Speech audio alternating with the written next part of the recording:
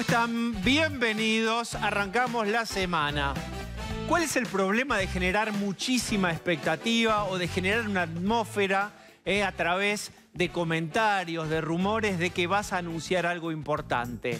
Lo importante es que si haces un anuncio después de mucha expectativa y no estás a la altura, te devaluás como el peso argentino. Efectivamente, no sé si uno esperaba un plan estructural antiinflacionario en la República Argentina, porque ojalá venga alguien de un plato volador con ese plan como si fueran las tablas de la ley y ahí estaríamos todos alineados. No es un gran plan, algo más fuerte, más consistente contra este 6.7 de inflación que tuvimos el último mes. Eso es lo que hubiéramos deseado. ¿Qué tuvimos? Bueno, medidas paliativas contra los efectos de la inflación, contra la pérdida de poder adquisitivo, contra ese bolsillo que va quedando lastimado por la suba constante de precios. Hoy, Alberto Fernández, a través de su ministro de Economía, Martín Guzmán, lanzó un plan, déjame llamarlo así, mini platita. ¿Te acordás del plan platita? Bueno, mini platita. Por supuesto que es totalmente bienvenido para los sectores que lo van a recibir. Van a recibir monotributistas, sectores medio bajos también. Ahora vamos a ver con Cecilia Bufflet qué categorías. Jubilados van a recibir bonos también. Vamos a ver de cuánto, 12.000 pesos, 18.000 pesos en 2 veces. El resto de los sectores. Trabajadoras de casa de familia también van a recibir. Es un paliativo muy necesario por la pérdida de poder adquisitivo, pero de ningún modo esto se traduce en un plan estructural para bajar esta enfermedad que es la inflación. Es los síntomas, van a atacar los síntomas de la inflación, que por supuesto hay que hacerlo, pero de ningún modo está a la altura de la expectativa. ¿Por qué? Porque queda más de 1 año y medio de gobierno y se esperaba, después de este cachetazo inflacionario, una reacción más fuerte. Porque además el que está cuestionado es el propio ministro de Economía, en donde el kirchnerismo todo el tiempo pide que esté afuera y pide una política distributiva. Entonces, ¿qué hace Alberto Fernández vía Martín Guzmán? Hace equilibrio entre Cristalina, es decir, el Fondo Monetario y este sendero de cuidado fiscal, y Cristina. Entre Cristalina y Cristina lo que aparece es esto: una política distributiva que va a tener un costo fiscal, pero no va a ser desequilibrante para las arcas de la República Argentina, porque también está mirando con un ojo al Fondo Monetario. Para conformar a las dos partes aparecen este paquete de medidas de Alberto Fernández y de Martín Guzmán. Insisto con esto, hay sectores que lo necesitan claramente, pero de ningún modo está a la altura de las expectativas que tenemos todos de dale, el famoso hagan algo. Ese hagan algo por ahora es solo esto. Segunda cuestión, aquel que incubaba el sueño de que Alberto Fernández iba a pegar un puertazo y que iba a echar a funcionarios o que iba a sostener o de grandes cambios estructurales, eso no va a ocurrir. Tanto no va a ocurrir que este jueves, en el contexto de los 10 años de la estatización, de la expropiación de YPF, Alberto Fernández se va a presentar con el subsecretario de Energía, Basualdo. ¿Lo recuerdan? ¿Recuerdan la novela en donde Martín Guzmán intentó echar a Basualdo y Basualdo tiene mucha proximidad con Cristina Fernández de Kirchner y el Instituto Patria, y Basualdo es el que está obstruyendo el sendero de aumentos de luz y de gas que propone Guzmán? ¿Recuerdan esa idea de quizás lo echa, quizás se pone firme? Bueno, entre echar y poner en un acto al lado, en este gobierno hay 5 segundos de distancia. Esta es la actualidad, la expectativa y los anuncios reales. Acompáñenme, voy a presentar al equipo. Está Cecilia Bufflet. ¿Cómo estás, Cecilia? ¿Cómo le va? Está Lucía Salinas. Buenas noches. Pablo de León. ¿Cómo te va?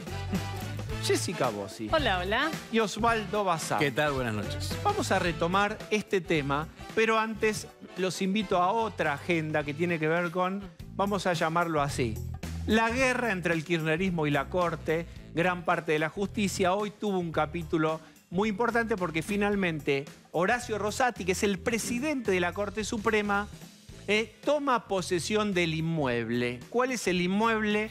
El Consejo de la Magistratura. Por supuesto, hay una resistencia feroz del kirchnerismo, que por todas las vías, primero intentando con una votación que le falló en el Senado, no tenía los números en diputados. Es decir, el proyecto de ley del kirchnerismo para el Consejo de la Magistratura no vio la luz. Fueron al juez de Entre Ríos, tampoco le sale el juez de Entre Ríos, porque hoy la Corte Suprema lo dio de baja completamente y de un plumazo. Y qué rápido que lo hizo, ¿vieron? La Corte Suprema.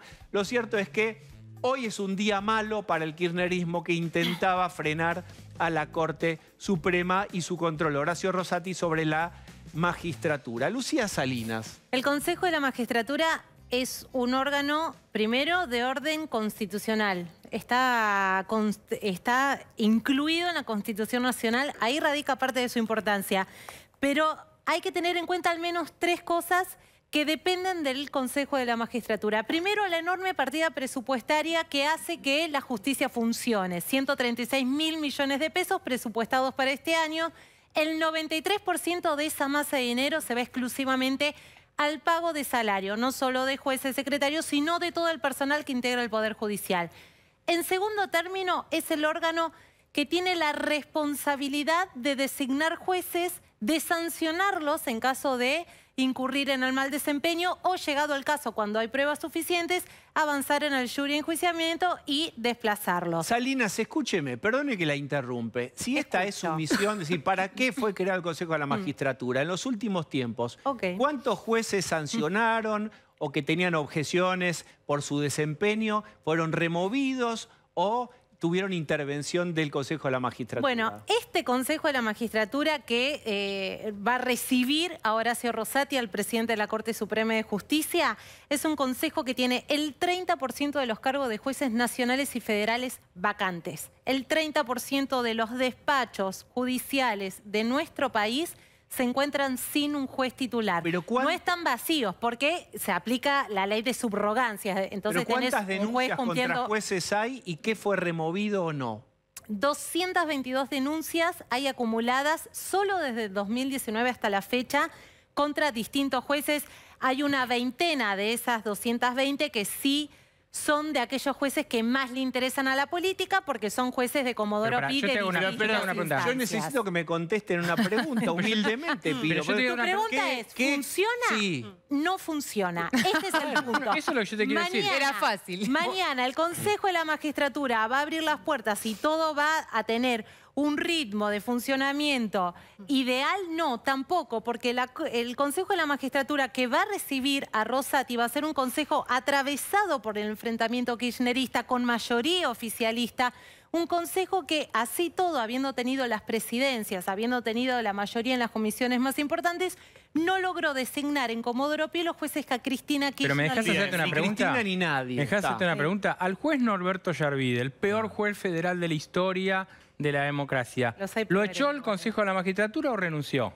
Renunció antes de tiempo. Se negoció una especie de justicia. Exactamente, pero si hubiéramos tenido un Consejo de la Magistratura formado por académicos, abogados, poder político, diputados, senadores, democrático, bien dividido y todo eso, hubiera sancionado al peor juez de la historia. Bien. Que se lo firmó hasta en lugares que lo debían haber hecho al minuto. No lo echaron, bien. Renunció. Esta es una cuestión, ¿para qué sirve un Consejo de la Magistratura? Este es un tema. El otro tema es que acá hay una guerra de fondo entre el kirchnerismo y la justicia en general por tantas causas sensibles de corrupción que involucran al kirchnerismo. En este sentido, ¿cómo le salió este partido a Cristina frente a Rosati? Usted es un partido planteado, es Cristina contra Rosati. Bueno, perdió. El kirchnerismo viene perdiendo por goleada, te diría, en la Corte Suprema de Justicia, que es donde puso el foco Cristina, lo dice siempre Lucía, es el lugar donde se terminan de jugar sus causas judiciales, es la agenda de Cristina, y en este caso ya hacía varios días que los más cercanos a Cristina Kirchner venían planteando la idea del golpe institucional, y esto es empezar a instalar un discurso que le es muy cómodo también al kirchnerismo, ponerse en posición de víctima, que se empiece a hablar de esto, digamos, esta idea que todos salieron hoy a plantear los cercanos a Cristina, también lo hizo Martín Soria, también lo hizo Juan Martín Mena, que son funcionarios del gobierno.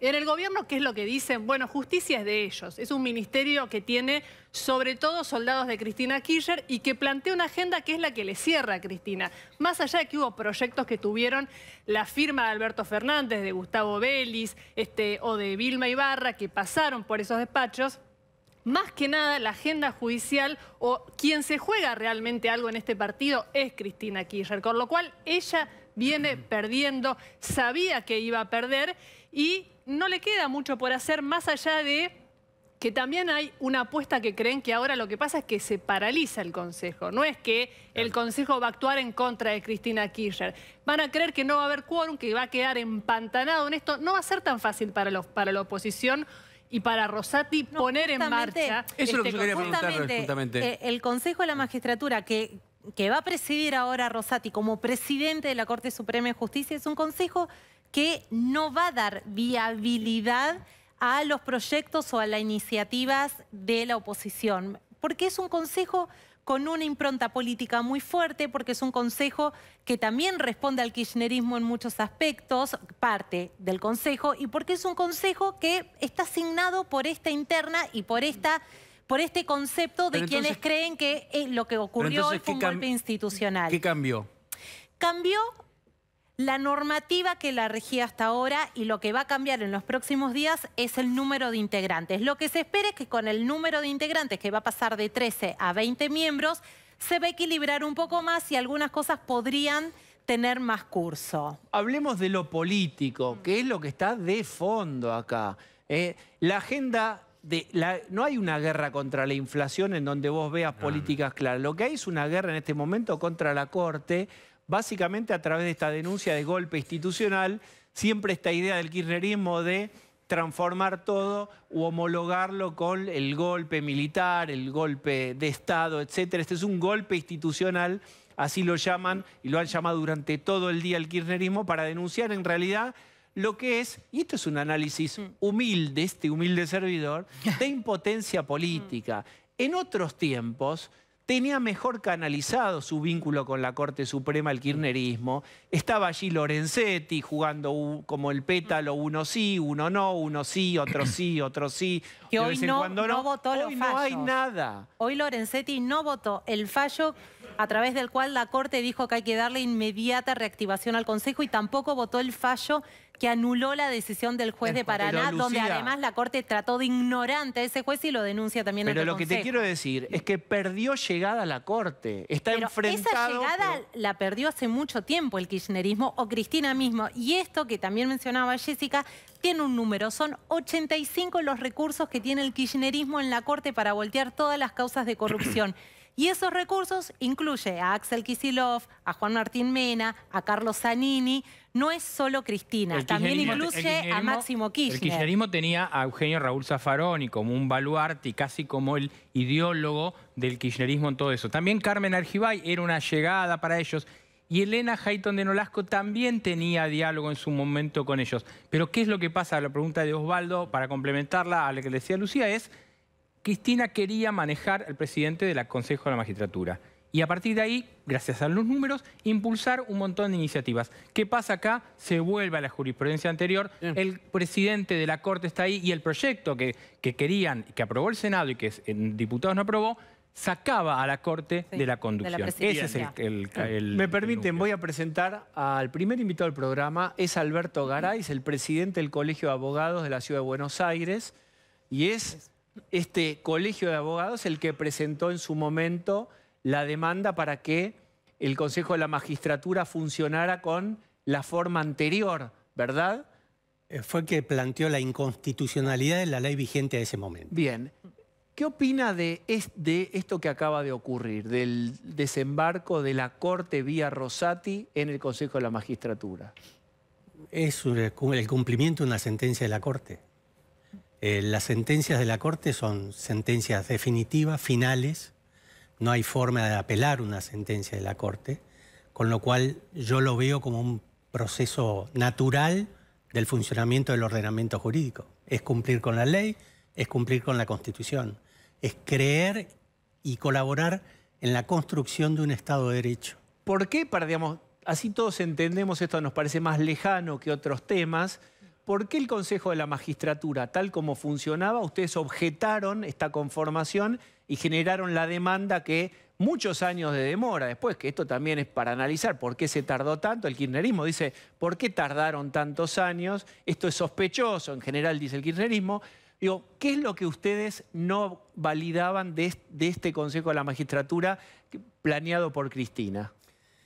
La ley que se sancionó en época de Cristina Kirchner, siendo ella presidente, establecía un desequilibrio entre las fuerzas integrantes dentro del Consejo.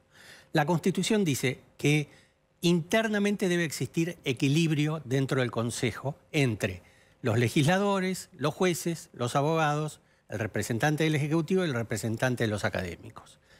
La Corte dijo, miren, equilibrio significa que un grupo no puede tener toda la decisión. Es decir, para que un grupo tenga toda la decisión es necesario que no esté la idea de equilibrio, porque entonces ¿para qué está el resto? ¿Cuál era el grupo que venía teniendo todo el poder? El grupo que venía teniendo todo eran los legisladores, el representante del Poder Ejecutivo, que son netamente los que integran el cuerpo político. Ellos eran 7, los demás eran 6. Entonces, por más que los jueces y los abogados estuvieran de acuerdo, por más que el representante de los académicos estuviera de acuerdo, siempre iban a ser 6. Si los políticos no querían que esa decisión se aprobara, no la iban a aprobar. ¿Qué es lo grave de esto también? Que esto pasaba por encima de los concursos. La idea de la creación del Consejo fue cambiar el sistema anterior.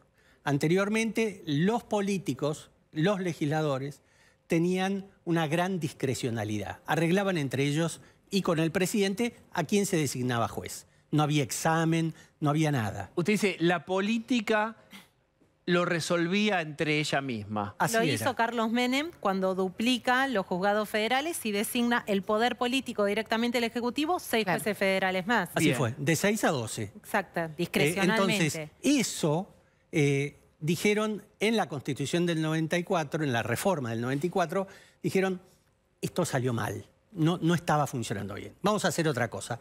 Un órgano que esté con representaciones de los distintos sectores más cercanos al poder a la actividad judicial y que, reuniéndolos a todos, sin que ninguno pueda prevalecer sobre el otro, sino que sea necesario que se pongan de acuerdo, lleguen en definitiva a las decisiones.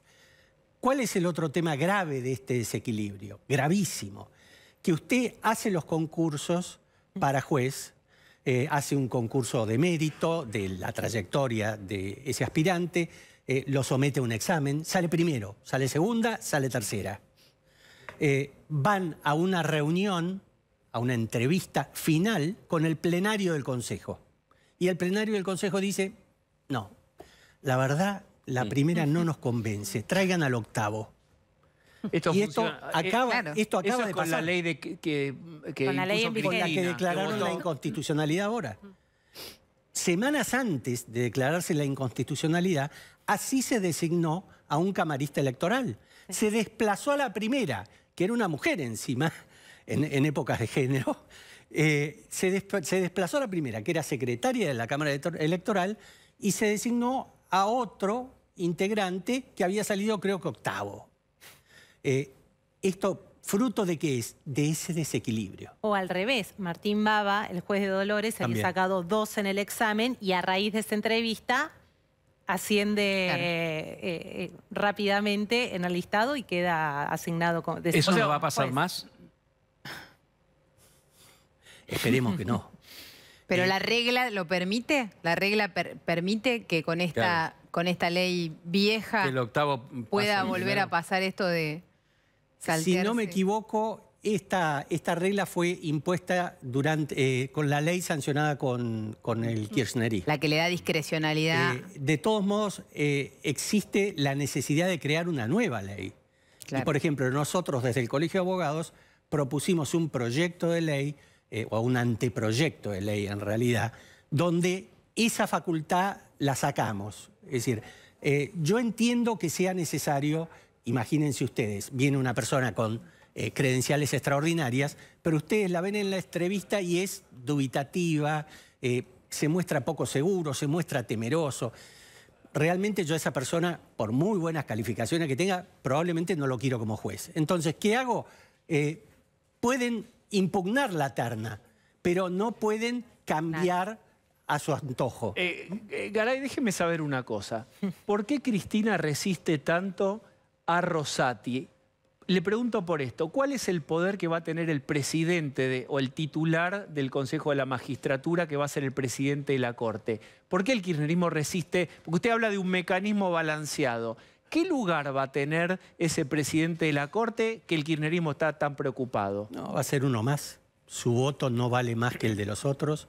Y yo creo que quizás haya un tema personal. Es decir, Rosati se comportó de una manera muy independiente cuando fue ministro de Justicia en el gobierno de Kirchner y se fue cuando le pedían que conformara unas licitaciones de cárceles, creo que eran medio opacas y no estuvo dispuesto, pese a ser alguien que venía del peronismo, histórico del peronismo, político, porque además fue intendente de Santa Fe, no estuvo dispuesto a convalidar ese tipo de maniobras. Yo creo que eso el kirchnerismo lo cobra.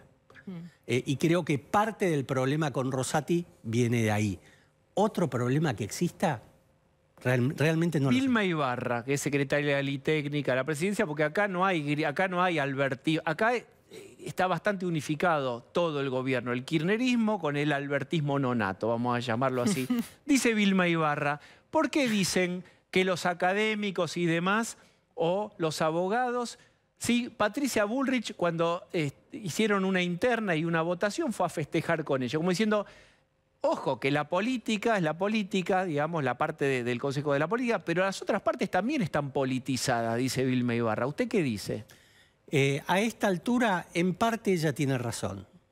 A esta altura, sin duda, la cuestión está muy politizada porque todo se ha hecho a las apuradas y los colegios de abogados no han tenido tiempo para elaborar internamente el proponer un candidato propio, por ejemplo. Todo esto es política judicial. El problema es cuando se transforma en política partidaria. Claro.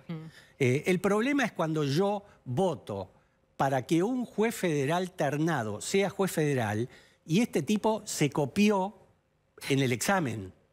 Y me dicen que lo tuve que votar porque me bajaron línea del partido y por disciplina partidaria yo lo tuve.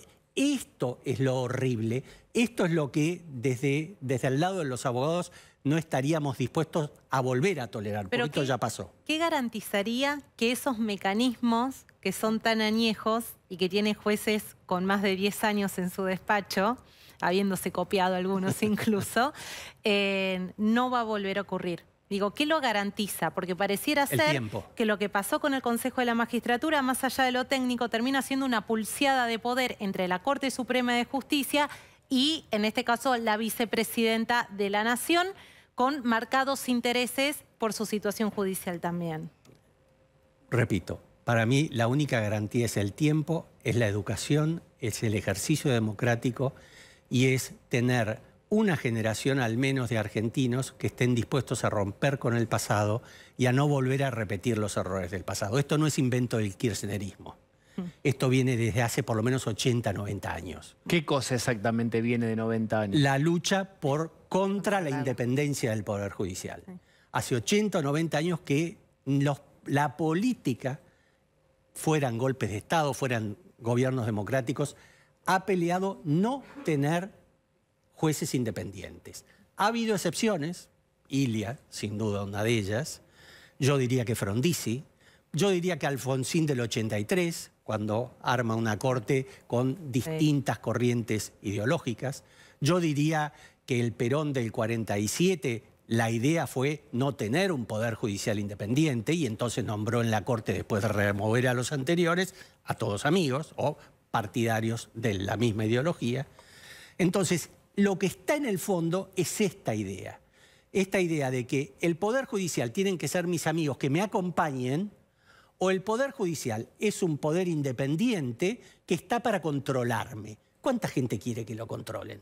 Ahora, ¿usted está relativizando, perdón, lo que acaba de pasar con el fallo de la Corte? Con No, de ninguna manera. Estoy contando la historia completa, o tratando de hacerlo muy brevemente, y poniendo en contexto por qué es que pasan las cosas que pasan. Yo creo que hoy estamos, por ejemplo, en la Corte, en un momento distinto, porque existe una homogeneidad entre Rosati, Rosenkrantz y Maqueda, que no existía antes. Y pareciera ser, por determinadas sentencias que se han dictado, que estuvieran empeñadas en llamar la atención sobre la importancia del Poder Judicial, del respeto a la independencia, de la libertad, de la propiedad. Entonces, cuando uno ve esto, dice, bueno, quizás ahora puede ser que empecemos a ver algo distinto. Usted no incluyó a Lorenzetti en esta enumeración. No. ¿Por qué? Bueno, Lorenzetti, su voto en esta sentencia es, en la sentencia que declaró la inconstitucionalidad de la ley del Consejo de la Magistratura, es un voto, yo diría, para la tribuna kirchnerista, básicamente. Bien. Es un voto donde se rasga las vestiduras porque esto que ha hecho la Corte hoy no se ha hecho nunca, y hay una sentencia del 2015 que él firmó, ¿ok?, donde se había hecho exactamente lo mismo, que era también un tema del Consejo de la Magistratura y que era también la declaración de inconstitucionalidad. Bien, doctor Garay, muchísimas gracias por venir hoy aquí al programa. Gracias a ustedes por la invitación. Y fue entonces que sonó... Uy, teléfono. El teléfono, aló. No. Pensar que este jingle existió. Existió, ¿eh? Hola, Sergio Tomás. Y cada día suena más fuerte este temazo. ¿Sí? ¿En algún boliche? ¿En muchos boliches? ¿En pocos boliches o en uno solo? Se está empezando a escuchar. ¿Se está empezando a escuchar? En lugares. No voy a decir cuáles. No quiero quemar a nadie. ¿Me cuenta sus últimos sueños? Presidenciales. Mis últimos sueños, no, mira, hoy casi me duermo con el discurso hoy de Polentín, casi me duermo ahí en la Casa Rosada. ¿Cómo Polentín? ¿A quién llama usted Polentín? ¿A quién llama usted Polentín? Nada, al gordo. Al que hace de presidente, nada. Estábamos ahí, nada, unas caripelas de velorio. Mamita, no sabe, hasta Axel estaba como diciendo... Chicos, esto no es serio. Estamos anunciando bueno, la no llegada a la luna, ¿verdad? Está bien. Y usted, está bien, y usted habla burlonamente como si no formara parte del elenco, ¿eh? No, para nada. Mirá mi cara de serio.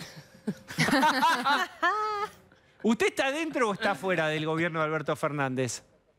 A ver, yo no tengo que estar ni adentro ni afuera. Estoy cumpliendo un rol institucional. Se ríe. ¿Cuál es el rol institucional? En un momento... A ver, es la ancha avenida de Sergio. Usted la misma momento... que enamoró a Moria, la que seduce a Cristina, también la que atrae al peluca Milei. Escúcheme. A ver, contengo multitudes. El único que no me dio bola es Rosati. Es cierto, pero en un momento usted iba a ser como el puente entre Occidente y Oriente y era usted ese puente. Y al final realmente no sabemos, ¿hay alguna medida concreta? Es decir, el famoso hagan algo del gobierno anterior a usted. ¿Van a hacer algo en serio o no? Mira, ahora no hay que moverse y todo esto me vino bárbaro porque, nada... Por un lado, los K quedan con 4 amarillas con esto del Consejo de la Magistratura. Ahí cerca de la condena. Quedaron medio a la intemperie. Entonces, nada. Yo mostrando mi cara de seriedad. Claro. Claro, mi cara de seriedad. Todos dicen, mira, ojo, ojo, ojo que puede ser la salida. La salida consensuada. Sí. Lo mansito que está ahora Máximo, ¿eh? Hasta hace unos días era el Diosdado Cabello de las Pampas. Pa'lante, camarada, decía. ¿Y ahora? Se le llenó la cámpora de preguntas ahora. ¿Sí? Escúcheme, ¿sabe con quién voy a hablar en un ratito? A ver, ¿con quién? Con Fernando Iglesias. Ah, bueno, es amigo. ¿Es amigo? A ver, en Sí, cualquier momento, ¿Fernando Iglesias es amigo de Sergio Tomás? ¿Es una pregunta para mí Sí, esa? sí, sí. En este programa no se sabe si uno se le habla de la realidad o una caricatura. Hable. Busquen en las redes alguna foto mía amistosa con Sergio Tomás y si la encuentran, admitiré algún tipo de amistad. Como no la van a encontrar, la verdad es muy obvia, ¿no? Bueno, a ver. Mirá que tiene muchas. A ver, tantos Figuritas. Y Sergio. Sí, porque te Ya tira el van a abrazo y venir el esas fotógrafo, fotos las dos amistosas. cosas. Ya vas a venir. Estás pidiendo una foto a gritos, ¿eh? Sí, ya van a Estoy tratando de darle brasa a Fernando Iglesias, que está todavía medio dormido. A ver, provóquelo con algo, Sergio Tomás. Vamos a ver si arranca, No. vamos. A ver. ¿La va a nombrar a Roxana Reyes o no, Sergio? Claro, ahora tiene que mandar la candidata. ¿La va a nombrar o Tomás. no la va a nombrar? ¿Va a seguir mirando para otro lado o la va a nombrar? No es mi tema, no es mi tema. Bueno. Y las comisiones las formamos, porque ya pasó la Pascua, ¿vio? Queremos Sí, trabajar. ¿Se acuerda usted que nos decía, vengan a las sesiones del Mazzapalooza porque el Congreso ¿El tiene que Mazzapalooza? trabajar, tiene que ¿Cómo trabajar está, el Congreso? No. Y ahora estamos en Pascua, un mes y medio sin trabajar, Pará, Sergio. no grites, tranquilo. ¿Querés trabajar? Te doy la presidencia de la Cámara de Diputados, dale, abrí vos, te doy la Paso. llave. No la suelta ni loca. Escuche, hubo 2 días seguidos que se prendieran No todos esos mienta. monitores que usted mandó a comprar, que parecía que era la NASA, Ya. era para la pandemia, habían como no se podía presencial, y usted Hermoso. estaba ahí como era que el alunizaje de Sergio Tomás Massa iba a llegar a todos lados. ¿Qué pasó? ¿Lo volvieron o ya los revendieron, los repartieron ¿Dónde entre están los esos empleados? ahora? ¿Están los televisores o ya los limpiaron? No, está todo queda acá.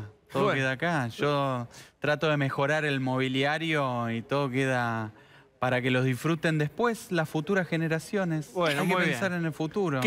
Una última cosa que le pregunto. ¿Pasó algún día en estas Pascuas con Moria y Galmarini y la familia nueva? Ah, ¿Eh? hicimos una simulación de Via Crucis. No sabés lo que Con fue. Moria. ¿Y quién estaba en la cruz? Al pato lo pusimos en la cruz, porque viste, Con la da medio melenita. Cristo. Sí. Pelo largo. Y Moria lloraba haciendo de María Magdalena. No. Gracias, Una cosa Sergio. hermosa, no Una sabes lo cosa, que una- fue. A ver si resucitan los 90, ¿no? Sí. Bueno. Y Gracias. para Navidad tenemos el pesebre, todo. No continuemos, Parte. mejor, no continuemos. Muchas gracias. Quien Sergio hace de Tomás. burro. Sí, vamos. Gracias, Sergio Tomás.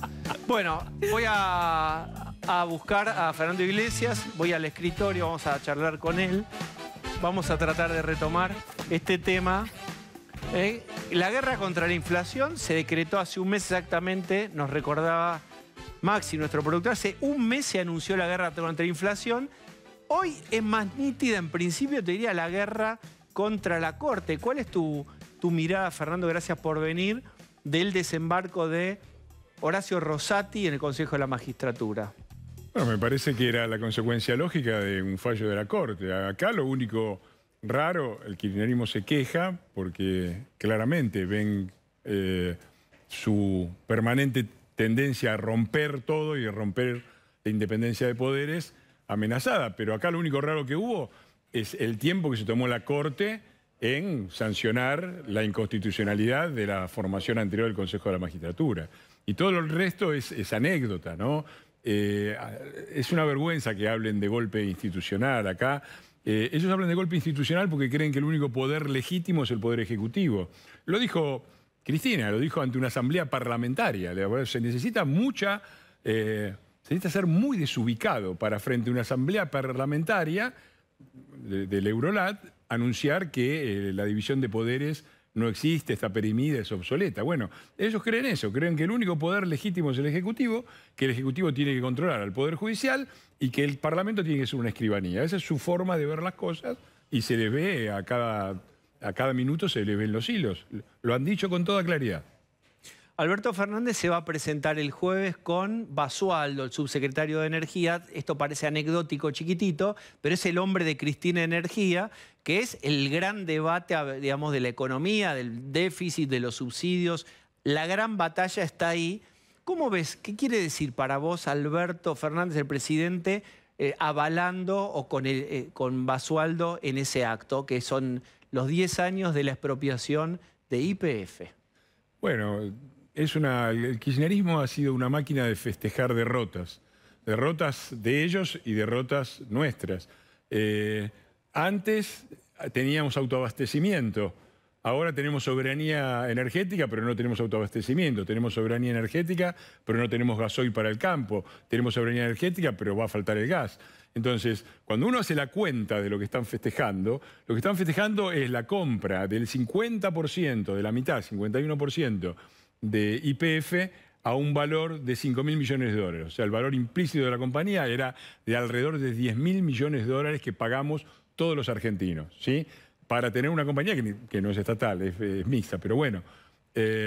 ¿Cuánto vale hoy eso que pagamos 10.000? Y vale menos de 2.000 millones de dólares. En el medio estuvo la gestión espantosa que han hecho y el hecho de que una Argentina que nosotros dejamos con problemas desde el punto de vista social, pero ordenada macroeconómicamente y con capacidad energética, y que empezaba a exportar gas licuado, y habíamos ya despedido al barco que traía las importaciones, ahora volvemos a la situación anterior. Y volvemos a importar a precios muchísimo más altos que los que se pagan a los que producen en Vaca Muerta, con la consecuencia de que tenemos más déficit fiscal, por lo tanto mayores tendencias inflacionarias y más desarreglo de la economía, y por el otro lado no damos trabajo y no desarrollamos lo que tenemos que desarrollar. Vaca Muerta es un tesoro. Si en Vaca Muerta se hacen las cosas bien, vamos a tener rápidamente un potencial exportador similar al del sector agropecuario. Es como Rusia, en la dimensión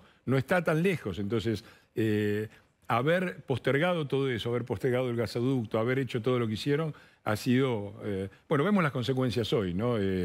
Un país que no va ni para atrás ni para adelante y en el que el gobierno apuesta nuevamente a subsidiar la pobreza. Quiero preguntarte a propósito de... Yo te decía, Alberto Fernández con Basualdo, hoy se hicieron anuncios sobre bonos para jubilados, para trabajadoras de casa de familia, también para monotributistas, es decir, para gente que está sufriendo especialmente la pérdida de poder adquisitivo por la inflación. Después vamos a explicar exactamente de qué se trata. ¿Qué te parecieron los anuncios?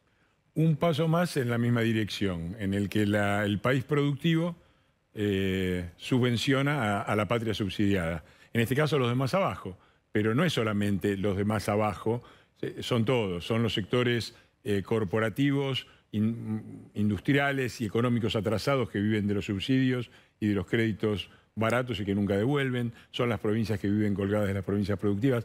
Mira, digo, acá hay que entender que la Argentina no tiene salida si no entra de lleno al problema de la productividad. Y la productividad quiere decir apoyar a los sectores exportadores en vez de recortarlos, apoyar al sector privado, apostar a producir. La Argentina era, en 1945, año emblemático, el octavo país más rico del mundo, en PBI per cápita. Y si desde entonces hasta ahora hubiéramos seguido el ritmo de crecimiento de Brasil, no te digo de Brasil, en este momento la Argentina sería el cuarto país más rico del mundo, tendríamos 3 países petroleros adelante nuestro y tendríamos atrás nuestro a Suiza. Y el PBI per cápita sería de arriba de los $60.000 mensuales, es decir, la productividad total de los argentinos. Hoy estamos en un quinto de eso. Entonces, si nosotros, y si tomás Latinoamérica, que es un promedio aún más mediocre, te da que tendríamos que estar mejor que Italia y que España, que tienen prácticamente casi el triple de nuestra producción. Hablando... Si no solucionamos eso, si seguimos insistiendo en sacrificar la competitividad de todo nuestro sector productivo para que más y más gente viva subsidiada, no hay salida. Lo que tenemos es una situación de rana en la olla donde todos vivimos cada vez peor. Bien, hablando de Latinoamérica, hoy el presidente anunció que va a reponer formalmente un embajador en Venezuela y que va a cambiar su posición con respecto a Venezuela. Esto también viene en un contexto que uno puede leer, donde incluso Estados Unidos volvió a comprarle petróleo a Maduro, etc. ¿Cómo ves ese giro de Alberto Fernández? Bueno, no me parece bien tampoco el giro de los Estados Unidos, me parece que es un error y ni que hablar. Alberto Fernández y este gobierno lo único que esperan es la oportunidad de mostrar su bolivarianismo. Y todos estos gestos que hace Alberto están dirigidos claramente a Cristina. Esto de los bonos está dirigido a Cristina, esto de el discurso alrededor de la redistribución está dirigido a Cristina, esto de Venezuela está dirigido a Cristina y es una nueva losa, una nueva tapa a la gente que sigue esperando que de repente Alberto se despierte una mañana y se transforme en alguien que no es. Venezuela es una dictadura, merece todo el repudio y esta cosa zigzagueante de la política exterior no se soporta más porque va en contra de los intereses del país. Te doy un ejemplo. La Argentina vota contra la agresión de Putin en Naciones Unidas. Cristina, en la Asamblea del Eurolat, declara que tenemos una posición firme y decidida y coherente. Al otro día, los diputados kirchneristas votan en contra de la resolución que proponen los europeos, que es el texto de la Declaración de las Naciones Unidas. Entonces, todo este ida y venida, al único que daña es a la Argentina en función de lo que estamos viendo, esta sumisión del presidente a la vicepresidenta. En un rato va a estar con nosotros Javier Milei. Yo no quiero personalizarlo en él.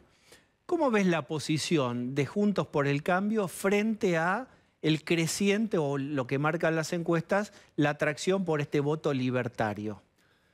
Mira, yo tengo una muy buena relación personal con Javier. Y coincido Ahora está mucho, en un rato, ya está poniéndose micrófonos, etc. y coincido en líneas generales con su diagnóstico económico. Está claro que más allá de... Quizá no nos pondríamos de acuerdo hasta dónde hay que llevar la cosa, pero está claro que tenemos que mover y mucho y rápidamente la rueda para el lado de la productividad, del rol del sector privado, hay que bajar los impuestos, hay que bajar el gasto, sobre todo eso no es... Tengo algunas diferencias en el aspecto político, pero también tengo confianza en que él, entrando en la política y viendo cuáles son los límites del poder político, lo que se puede hacer, lo que no se puede hacer... A ver, lo otra vez lo vamos a ver. ¿Está vivo, Milei? Pongo. Sí. Ah. Sí, pero lo estoy escuchando a Fernando. A ver, diga. No, decía eso, que en el aspecto político hemos tenido diferencias, son públicas, las hemos hecho y hemos discutido fuertemente y con educación. Pero me parece que a Juntos por el Cambio necesita abrirse hacia el sector liberal. Necesitamos ampliar y necesitamos incorporar a la gente que trae ideas liberales, más allá de las personas. Necesitamos todo eso. Y no veo ninguna peligrosidad en eso. A mí no me parece peligroso Milei, para contestarle a alguno que dicen eso. ¿Sabés quién me parece peligroso? Sí. Massa. Ese sí me parece peligroso. Bien. Ese sí representa un sector corporativo, ese sí representa un sector con poder, ese sí representa a quienes han hecho fracasar y naufragar la Argentina en los últimos años. Entonces, me parece que el peligro está ahí, no en otro lado. Bien, podemos poner, ahí está, ese cuadro es lindo estéticamente ahí, cómo queda esto, para preguntarle a Fernando Iglesias. Esto es una situación incómoda para ambos, para eso nos pagan también un poco para incomodarlos. Ninguna incomodidad. Pero, digamos, esto también... No es incómodo. Bueno, Vidal dice que este señor que está acá atrás es populista de derecha. Patricia le tira a los perros políticos, le gustaría... ¿Cómo se va a definir eso? Yo creo que sí, ese es mi desacuerdo con él. Yo creo que hay algunas partes de su discurso importantes que tienen rasgos populistas que, como te digo, yo creo que cuando uno entra... Mira, yo entré en el 2007, era periodista, escritor, vivía tranquilo, Carrió me ofreció... y en el 2017 me ofreció Mauricio Macri ser diputado nacional. De cómo era, de cómo entré a cómo soy ahora, cuando estás adentro y ves cómo se mueve el poder y cómo son las cosas reales, no desde el punto de vista cínico. No estoy diciendo que tenés que aprender a moverte en el poder y ser un cínico, todo lo contrario. Tenés que aprender cuáles son los límites del poder, lo difícil que es sancionar una ley, cómo se hace para conseguir consensos, cómo se hace para gobernar. Yo formé parte, entré como diputado en el 2017 con nosotros en el gobierno y vi lo difícil que era hacer reformas. Por ejemplo, quisimos reformar el tema de jubilatorio y nos tiraron 14 toneladas de piedra y nos organizaron... Bueno, todo eso es una gran experiencia que creo que Javier está empezando y que creo que lo va a llevar a mejorar sus posiciones en lo político, porque en lo que es económico estamos básicamente de acuerdo. Bien. Usted después va a charlar conmigo, Milei, seguramente. ¿Quiere decir algo para despedir a nuestro invitado? Que yo le valoro al diputado Iglesias, por ejemplo, cómo mostró una actitud coherente y consistente, por ejemplo, cuando se votó lo del fondo. O sea, porque el bloque quería otra cosa y él se plantó y para no ser cómplice de eso no vino. O sea, y eso hay que bancársela y la verdad que yo eso se lo respeto muchísimo. Si quiere contestar. No, le agradezco eso y yo efectivamente me encontré en una situación muy difícil donde si yo iba y votaba en contra de mis convicciones. Yo creo que no habría que haber votado lo del fondo. Me parece que era responsabilidad del gobierno. Me parece que no había una opción de default, que lo agitaron para obligar al voto. Y me parece que había que votar otra cosa. Y no estoy dispuesto a votar contra mis convicciones. Al mismo tiempo, tampoco quise hacer un escándalo. Y si yo iba ahí y votaba en contra y hacía un discurso, iba a ser una amenaza a la unidad de Juntos por el Cambio. Yo creo que tenemos que estar juntos porque tenemos que ser gobierno en el 2023 y tenemos que dar vuelta a esta triste historia en la que vivimos hoy. La última, después esto se lo voy a preguntar especialmente a Milei, pero te lo pregunto con Milei delante, fair play. Hay gente de Juntos por el Cambio, sobre todo más cercanos me parece al PRO, muy activos, que terminan, digamos, creyendo que Milei podría hacer funcionar al kirchnerismo. ¿Vos qué pensás sobre esa hipótesis? Yo creo que si Javier decide ir por afuera, va a sumar votos y va a restar votos a la que es hoy la verdadera alternativa de gobierno. Si nosotros tenemos que pensar en el 2023, la Argentina no tiene ya muchas balas en la recámara, tiene la bala de plata. 2023 es, no digo ahora o nunca, porque nunca se sabe, pero es una oportunidad, como dicen los tanos, última spiaggia, la última playa, ¿no? Y me parece que hoy por hoy, claramente, más allá de los deseos de unos u otros, la alternativa para tomar el gobierno y cambiar las cosas es Juntos por el Cambio. A mí me gustaría ver a Javier y a todos los liberales sumarse a eso, hacer fuerza desde adentro y mover la agenda de Juntos por el Cambio más para el lado liberal. Y me parece que si él va por afuera, efectivamente sería una amenaza a nuestro voto, ya sea a Juntos por el Cambio lo perjudicaría frente al peronismo y al kirchnerismo, pero también dentro de Juntos por el Cambio perjudicaría al sector más, querés llamarlo halcón, o más decidido a hacer cambios. Entonces me parece que ahí se abre una oportunidad que vamos a ver cómo logramos establecer. A mí, repito, me gustaría que todos los liberales formaran parte de Juntos por el Cambio. Los necesitamos. Bien. Fernando, muchas gracias. En un ratito lo charlamos esto con Javier Milei, ¿sabes? Muy bien. Bueno, muchas gracias. Vuelvo a la mesa, gracias. En un rato hablamos con Javier Milei sobre esto. Vamos a hablar con Cecilia ahora sobre las medidas anunciadas hoy. Cecilia Bufflet. Medidas anunciadas hoy, si querés, lo primero que hacemos es repasar un poquito concretamente lo que es concreto hasta ahora de las medidas, porque te digo que todavía tiene unos cuantos asteriscos y unos cuantos puntos sin resolver. Pero bueno, el anuncio básicamente es un paquete de bonos a distintos sectores. Ahí están monotributistas, jubilados, trabajadores informales y demás. ¿De cuánto es ese bono? Bueno, para los trabajadores informales, el bono es de 18.000 pesos en 2 cuotas, en 2 pagos. Paramos un segundito ahí y, bueno, sigamos, dale. Monotributistas, también 18.000 pesos en 2 cuotas. Las cuotas son mayo y junio. Una aclaración, monotributistas categoría A y B. ¿Cuál es la categoría B? La que llega casi hasta los 700.000 pesos. Es para una persona que gana que puede facturar hasta unos 60.000 pesos mensuales. Y trabajadores informales, ¿cómo los va a encontrar el Estado a los trabajadores informales? Se van a tener que inscribir y todavía no sabemos cómo va a ser eso. Empleadas domésticas, lo mismo, formales e informales. 18.000 pesos en 2 cuotas, mayo ¿Quién lo paga? y junio. ¿Quién pagaría lo esto? paga el Estado. Tanto para las trabajadoras en relación de dependencia en blanco, que trabajan hoy en el servicio doméstico, como para aquellas personas que están en el sector informal. Las que están en negro, al igual que los trabajadores informales, probablemente a través del ANSES se va a abrir un sistema y se van a tener que inscribir para que les paguen. Jubilados que ganan hasta 2 veces la mínima van a recibir un bono de 12.000 pesos. Esto es en una sola vez.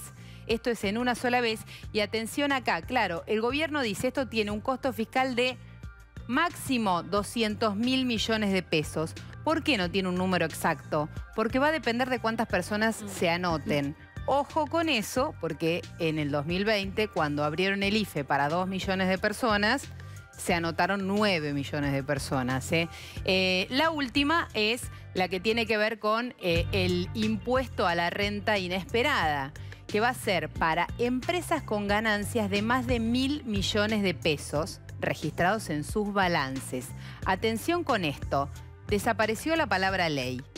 Desapareció la palabra con esto ley. que está contando Ceci, porque es la clave del momento político y de que cuánta pólvora autopercibe tener el gobierno en su escopeta. Ya no dice voy a impulsar una ley, porque nunca impulses algo, ni una orden, ni una ley, que ni se sancione ni sea obedecida, porque quedas débil. Entonces, si no es una ley, ¿qué es, Ceci? Bueno, por ahora es un diálogo con los distintos sectores sociales. Se va a convocar a sindicatos, empresarios, a distintos actores de la sociedad. Pero es una pasada de gorra, a ver quién quiere poner. Para decirles, queremos que se instrumente este impuesto que puede tener distintas características.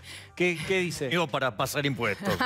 ¿Con vos impuestos no? Jamás. Básicamente por esto que dice Javier y por lo que Sergio Massa le advirtió al gobierno. Una ley no va a pasar por el Congreso. Bien. Señores, Una ley para crear un impuesto, además. Entonces, ¿de dónde va a salir Entonces, este ¿qué es? dinero? ¿Qué es? No. O sea, es, che, ¿de onda? ¿Le pones unos ¿Cómo se pesos? instrumenta? ¿Cómo haces? El gobierno apuesta a que ahí, en ese consenso, pueda terminar sacar algún mecanismo en el que se instrumente un cobro de una alícuota extraordinaria de ganancias por única vez para las empresas, no para las personas físicas, para las empresas que en el balance del 2022 tengan una ganancia X superior al promedio del que tuvieron en el 2021 y demás, que sea muy diferente del promedio histórico de ese sector o demás, ¿no? Tendrá que discutirse. Lo cierto es que no hay ley y ahí me parece que vemos parte de la debilidad de Martín Guzmán en este anuncio. Entonces, ¿de dónde saldría el dinero en un momento en donde el Fondo Monetario también estás viendo si gastás de más y se te transgredís la hoja de ruta? Parece que en este paquete de bono, superbono para todos y todas, lo que finalmente hay es uso de la recaudación, del aumento de la recaudación vía aumento de los commodities y vía inflación. El impuesto inflacionario te va a financiar el pago de este bono por un lado, y el anuncio de ese proyecto de ley o esa discusión hacia adelante es un poco quedar bien con el Fondo Monetario, al que no le parece mal ese tipo de impuestos. ¿Te puedo contar una perlita? Pero claro. Creo que nuestro productor tiene una foto ahí que te voy a mostrar de un personaje que probablemente ninguno de ustedes registre. A ver. Ese señor se llama, bueno, tiene barbijo, Demian Tupac Panigo. Hoy es... ¿Cómo se llama? Demian Tupac Panigo. Es economista, tiene unos 50 años, egresó de la Universidad Nacional de La Plata, igual que Martín Guzmán, es un poco más grande que él, lo tuvo de profesor Martín Guzmán, según me dicen. Estudió en Francia junto con Paula Español, cuando hizo una participación o estudió, se formó en el exterior, y estuvo en el gobierno anterior de Cristina Kirchner. Dicen que Demian Tupac Panigo es el ideólogo de este impuesto a la renta inesperada. ¿Sabes dónde había estado trabajando en el gobierno de Cristina Kirchner Demian Tupac Panigo? ¿Dónde? En la 125. Bien. Bueno. Un éxito tras de otro. Bien. Bueno. ¿Podemos mostrar a Milei? Pongan una cara. La cara de Milei narra en sí misma. A ver, pongamos la foto del ideólogo. Esto es arte, esto es videoarte. ¿Cómo te ves ahí, Milei? ¿No es videoarte esto? Fíjate tu perfil. ¿Qué te parece ahí? Con las cosas que hay que escuchar hay que tener un temple. ¿Le puedo hacer una pregunta, Milei? Claro, por supuesto. Javier, ¿para qué llamarías al que ideó la 125 vos? ¿Al que llamó la 125? Sí. O sea, Sí. a Mr. 125, A ¿para qué lo Tupac. convocaría? Sí. Digo, que siga asesorando, digamos, a este gobierno. No vuelve más. Pero, ¿qué quiere decir, digamos, que este asesor vuelva a escena con esto? ¿Es un guiño al kirchnerismo más duro y tradicional? No, no ¿Cómo lo necesariamente, no necesariamente. No está alineado con el kirchnerismo duro, no está alineado con la cámpora. Es un hombre al que convocó ahí Martín Guzmán y que tiene ¿Pero qué varios... posibilidades reales tiene todo esto que anunciaron hoy?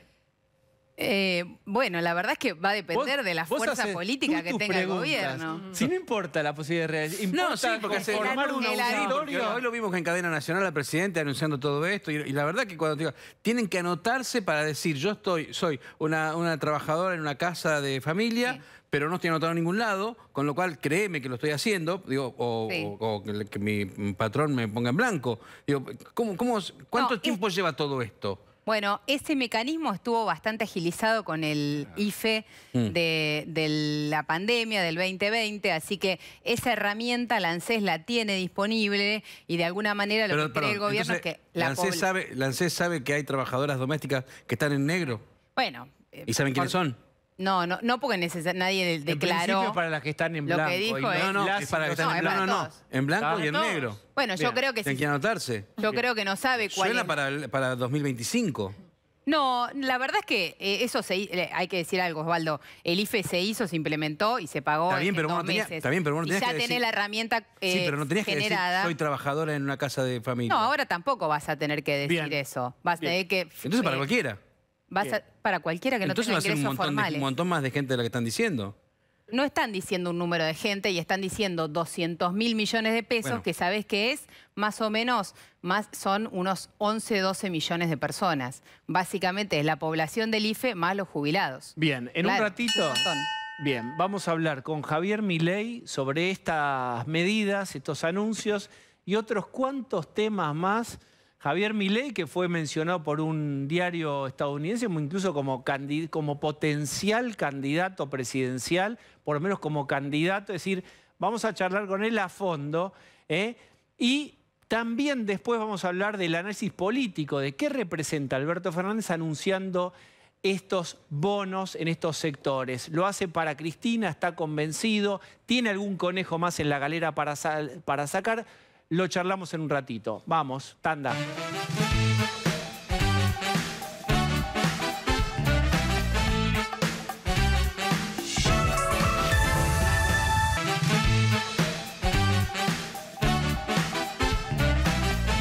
Bueno, Javier Milei está con nosotros. ¿Cómo estás? ¿Qué tal, Diego? Primer análisis que te pido, el de las medidas anunciadas.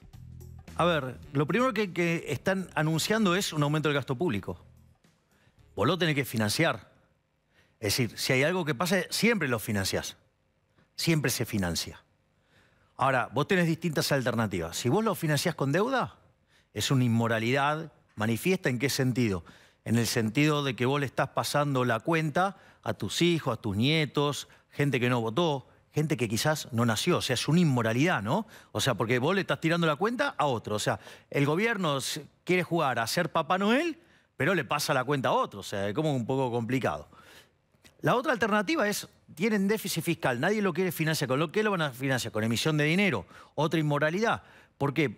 Primero porque el financiamiento del déficit, o sea, el señoreaje, sí, eso es una estafa, ¿no? Porque vos recibís pesos que originalmente valían una cosa, estaban todos transeando a esos precios y ahora te meten pesos nuevos, con los cuales se van a degradar y eso termina generando una pérdida de capital en todo el sector privado, que a quienes más afecta son los que reciben último el dinero. ¿Quiénes son los que reciben último? Los trabajadores.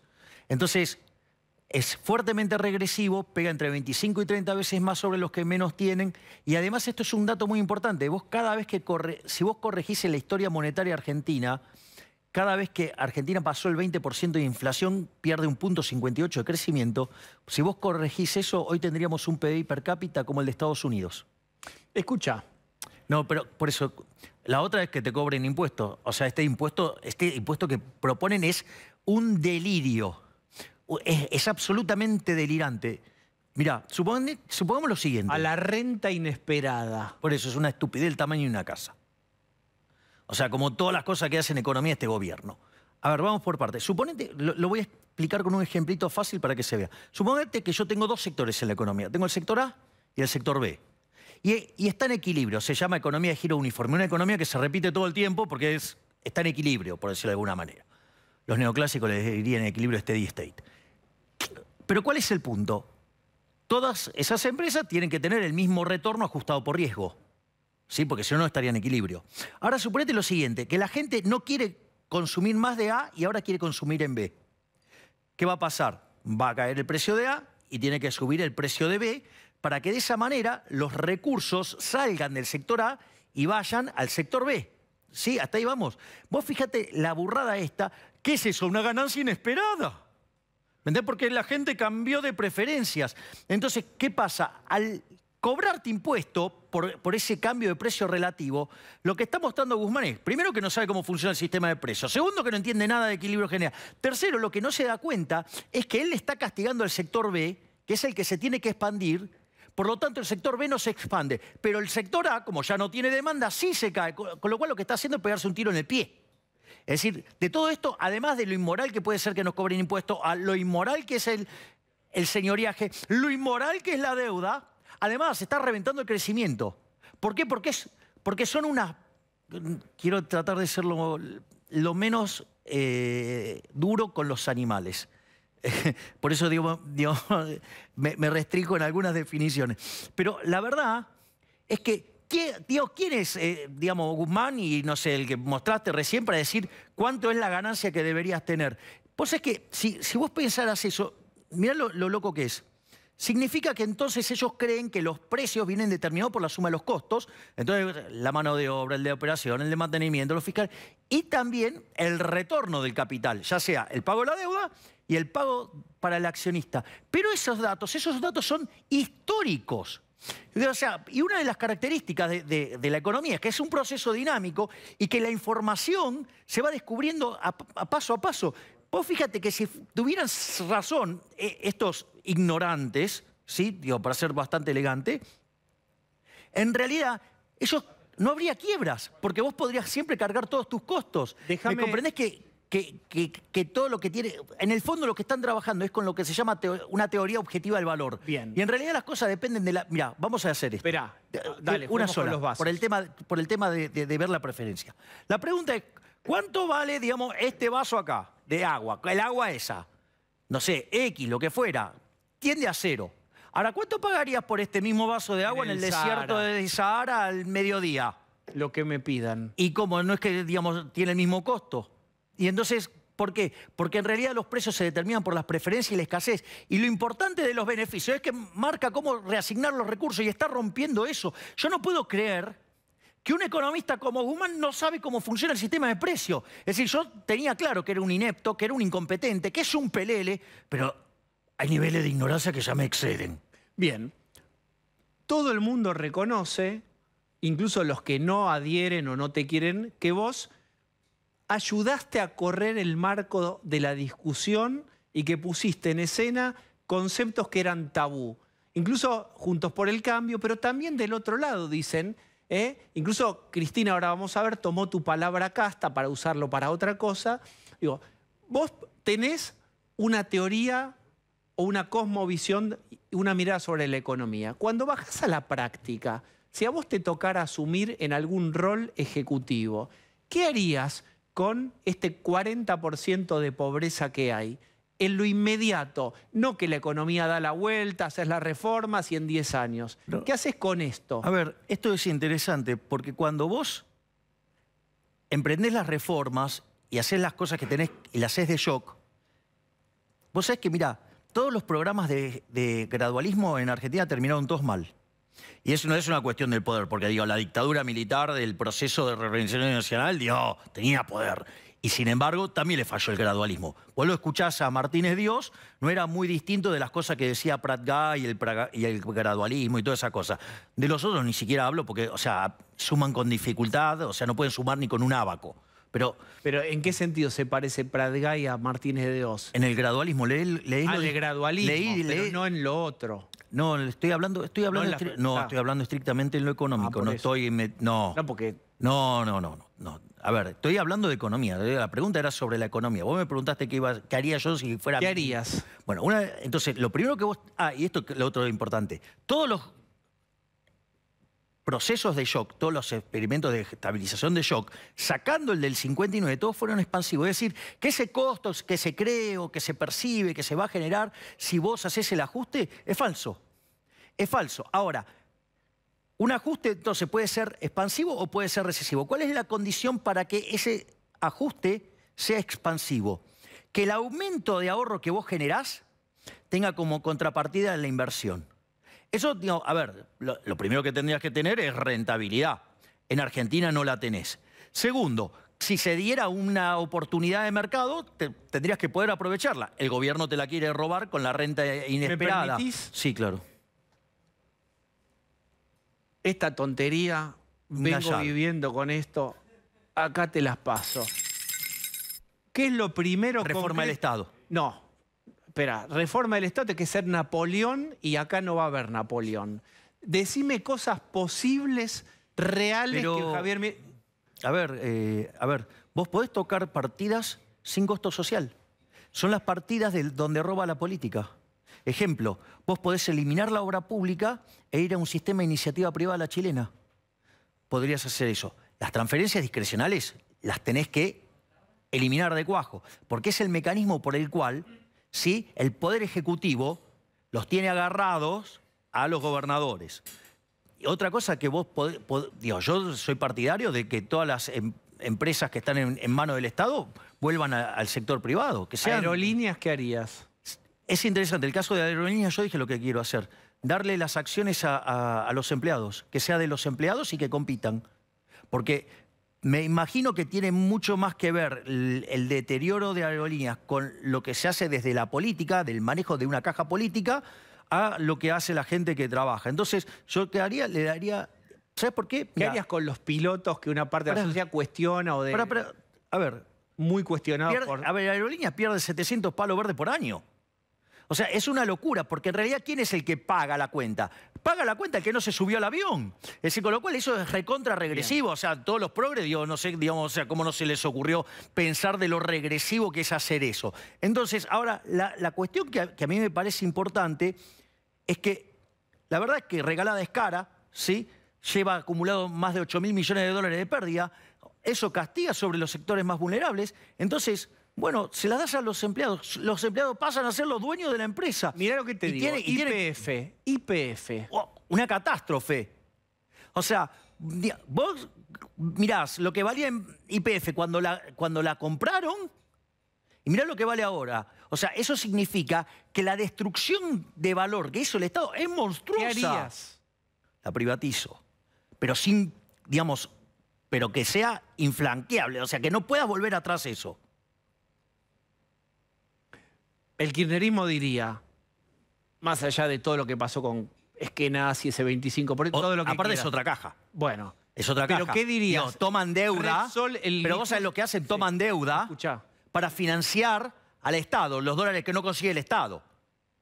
Ojo. Bien, privatizarías. Obviamente. Ninguna empresa tendría que quedar en manos del sector público. Ninguna.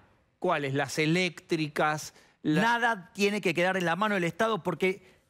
Básicamente, cuando vos estás en el sector privado y tu empresa anda mal, ¿sabés qué pasa? Quiebra. Y te duele, porque te duele en tu propio bolsillo. En cambio, cuando las empresas funcionan mal en el Estado, ¿qué hacen? Las agrandan, le dan más presupuesto. No. O sea, ¿por qué? Porque ellos no son los que laburan para generar la guita con la que se financia eso. Es decir, son todos muy caritativos con la guita ajena. Bien, ¿qué harías con todos esos trabajadores que van a tener que buscarse otro empleo? Bueno, a ver... La pregunta es, ahora, ¿vos estás de acuerdo que proteger a gente que no trabaja perjudicando a los que trabajan? Debería haber otro tipo de empleo.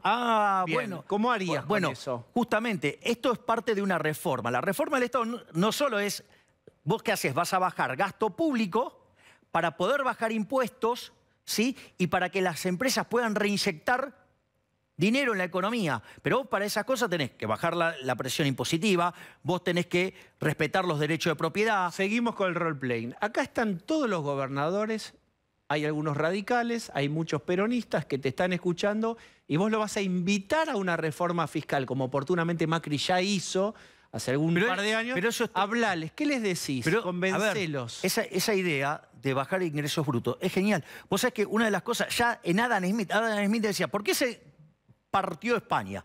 Dice, por el impuesto de alcabala. ¿Sabe cuál es? Ingresos brutos. O sea, ingresos brutos tiene que ser eliminado y tiene que ser absorbido por el IVA. Bien, pero ¿qué les decís a los gobernadores que dicen yo no tengo recursos, no lo voy a hacer? Te van a decir que sí y después se van a dar vuelta y en el ascensor cuando bajan ya te van a decir, a ver, yo digamos, no lo vamos a hacer. Yo soy partidario de... ¿Qué harías con ello? No, yo lo que creo es que hay que hacer una reforma del sistema de coparticipación. Digo, en mi mundo ideal lo eliminaría y que las responsabilidades de las provincias se las financia la provincia. Entonces el gobernador tiene que dar la cara cuando le suben los impuestos a las personas que están ahí.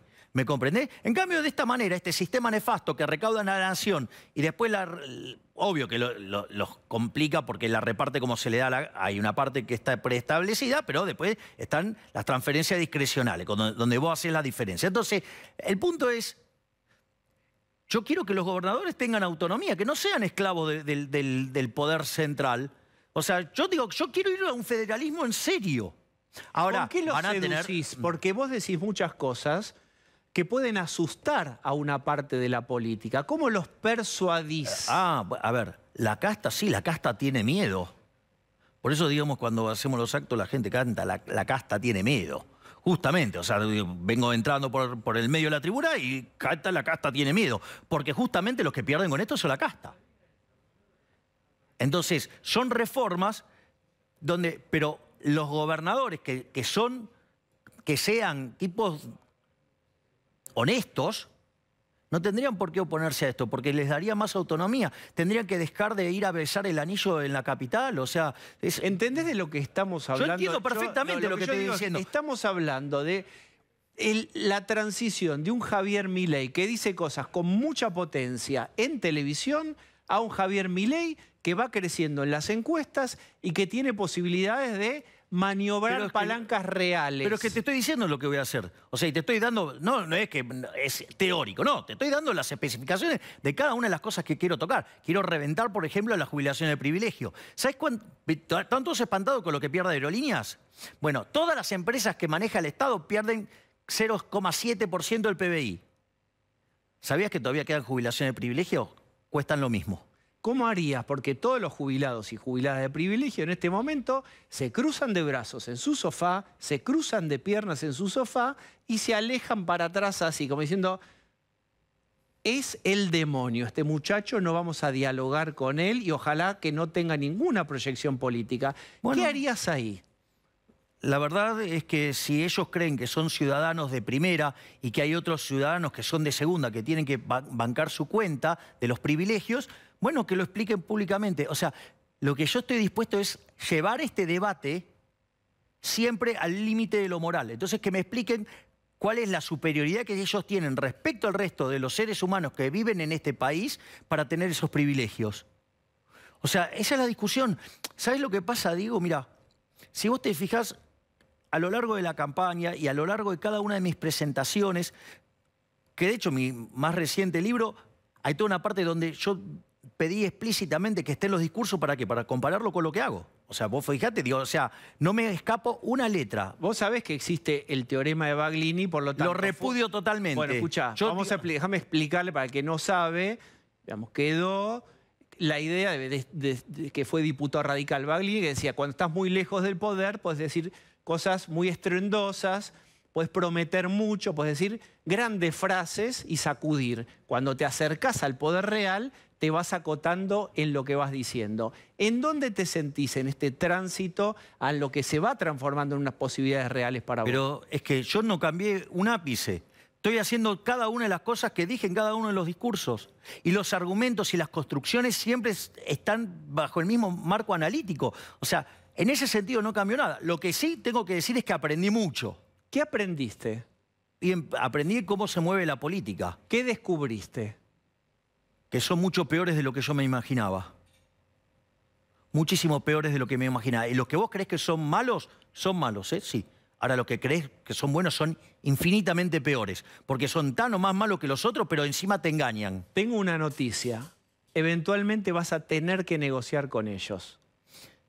Mira, de vuelta, a lo largo de la campaña y a lo largo de cada una de mis ponencias, vos me conocés además, yo siempre hago un argumento de índole moral.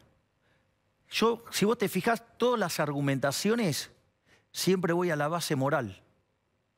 Es decir, siempre... Entonces, es como la discusión del Banco Central. Es decir, explícame vos por qué querés robarle plata a la gente. A ver, yo ya lo he explicado otras veces acá. O sea, a ver, la emisión monetaria... No, está bien, yo quiero sacarte... Eso, por ejemplo, pero el señoriaje es una estafa, ¿no? Desde los políticos hacia la gente de bien que labura, que se rompe el lomo laburando, el pobre tipo que se levanta a las 4 de la mañana y tiene que tomar 2 colectivos, el tren, lo que fuera. Bueno, entonces, a ver, este gobierno de ladrones, en los últimos 2 años, se llevó en señoriaje 11 puntos del PBI. Entonces, explícame por qué el laburante... ¿sí? Tiene que poner el lomo para que los políticos te afanen 5,5 puntos del PBI por año. Para que ustedes vean cómo modificó o corrió márgenes de discusiones en lo que se llama la batalla cultural, quiero compartir delante de Javier Milei lo que tuiteó Cristina Fernández de Kirchner ayer domingo. Vamos a verlo. ¿En serio que solo el periodista Matías Mousset se dio cuenta de que lo que va a pasar mañana en Argentina, en tu país? Qué raro, con tantos periodistas independientes de investigación que hay en la tele y en los grandes diarios. Esto es la cuestión del Consejo de la Magistratura, pero acá voy. La casta de la que nadie habla. Es decir, por primera vez Cristina usa una palabra que yo creo que no es tuya, pero que la importaste vos o la instalaste vos. ¿Qué sentís vos viendo en un tuit de Cristina tu palabra? A ver, yo he dado la definición de lo que defino como casta, ¿no? No, digamos, eso ya lo está conocido. Por eso. ¿Qué pensás de Cristina usando esto? Bueno, yo lo que veo es que hay muchos políticos, ¿sí? Como son parte de la casta, utilizan el tema de casta y lo redefinen para ellos esquivar eso. Es decir, entonces, ok, se instaló el término casta, entonces todos usan el término casta, pero lo usan para definir a los otros. Y que haya usado Cristina, ¿qué te parece? Digo, a ver, ¿quién soy yo para cuestionar qué usa en su diccionario? Un problema de ella, digo, qué sé yo, que diga lo que quiera.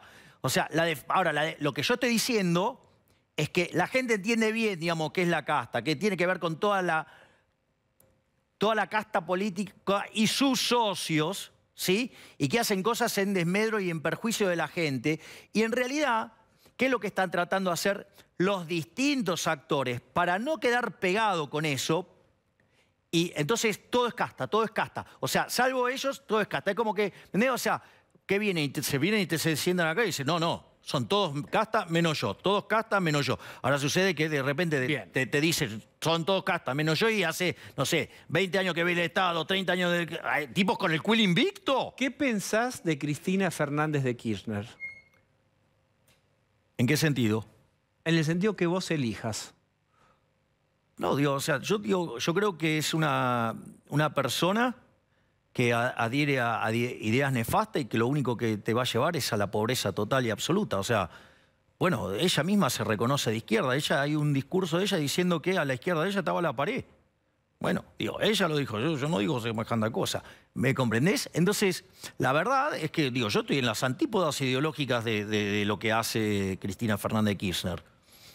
O sea, y a mí, digo, todas esas políticas... Es más, yo creo que el kirchnerismo fue lo peor que le pasó a la Argentina. Porque no solo el daño que produjo en lo económico, hay un daño que es mucho más complicado. ¿Sabes cuál es? Que rompió los valores morales. Es decir, el daño cultural que hizo. Eso es mucho peor todavía. Mira, María Eugenia Vidal dijo en este mismo programa que vos hacías populismo, pero de derecha. Bueno, son las reflexiones de María Eugenia Vidal. Tampoco me voy a estar haciendo problema por la definición que haga Vidal. Dale. O sea, ¿alguna definición más seria?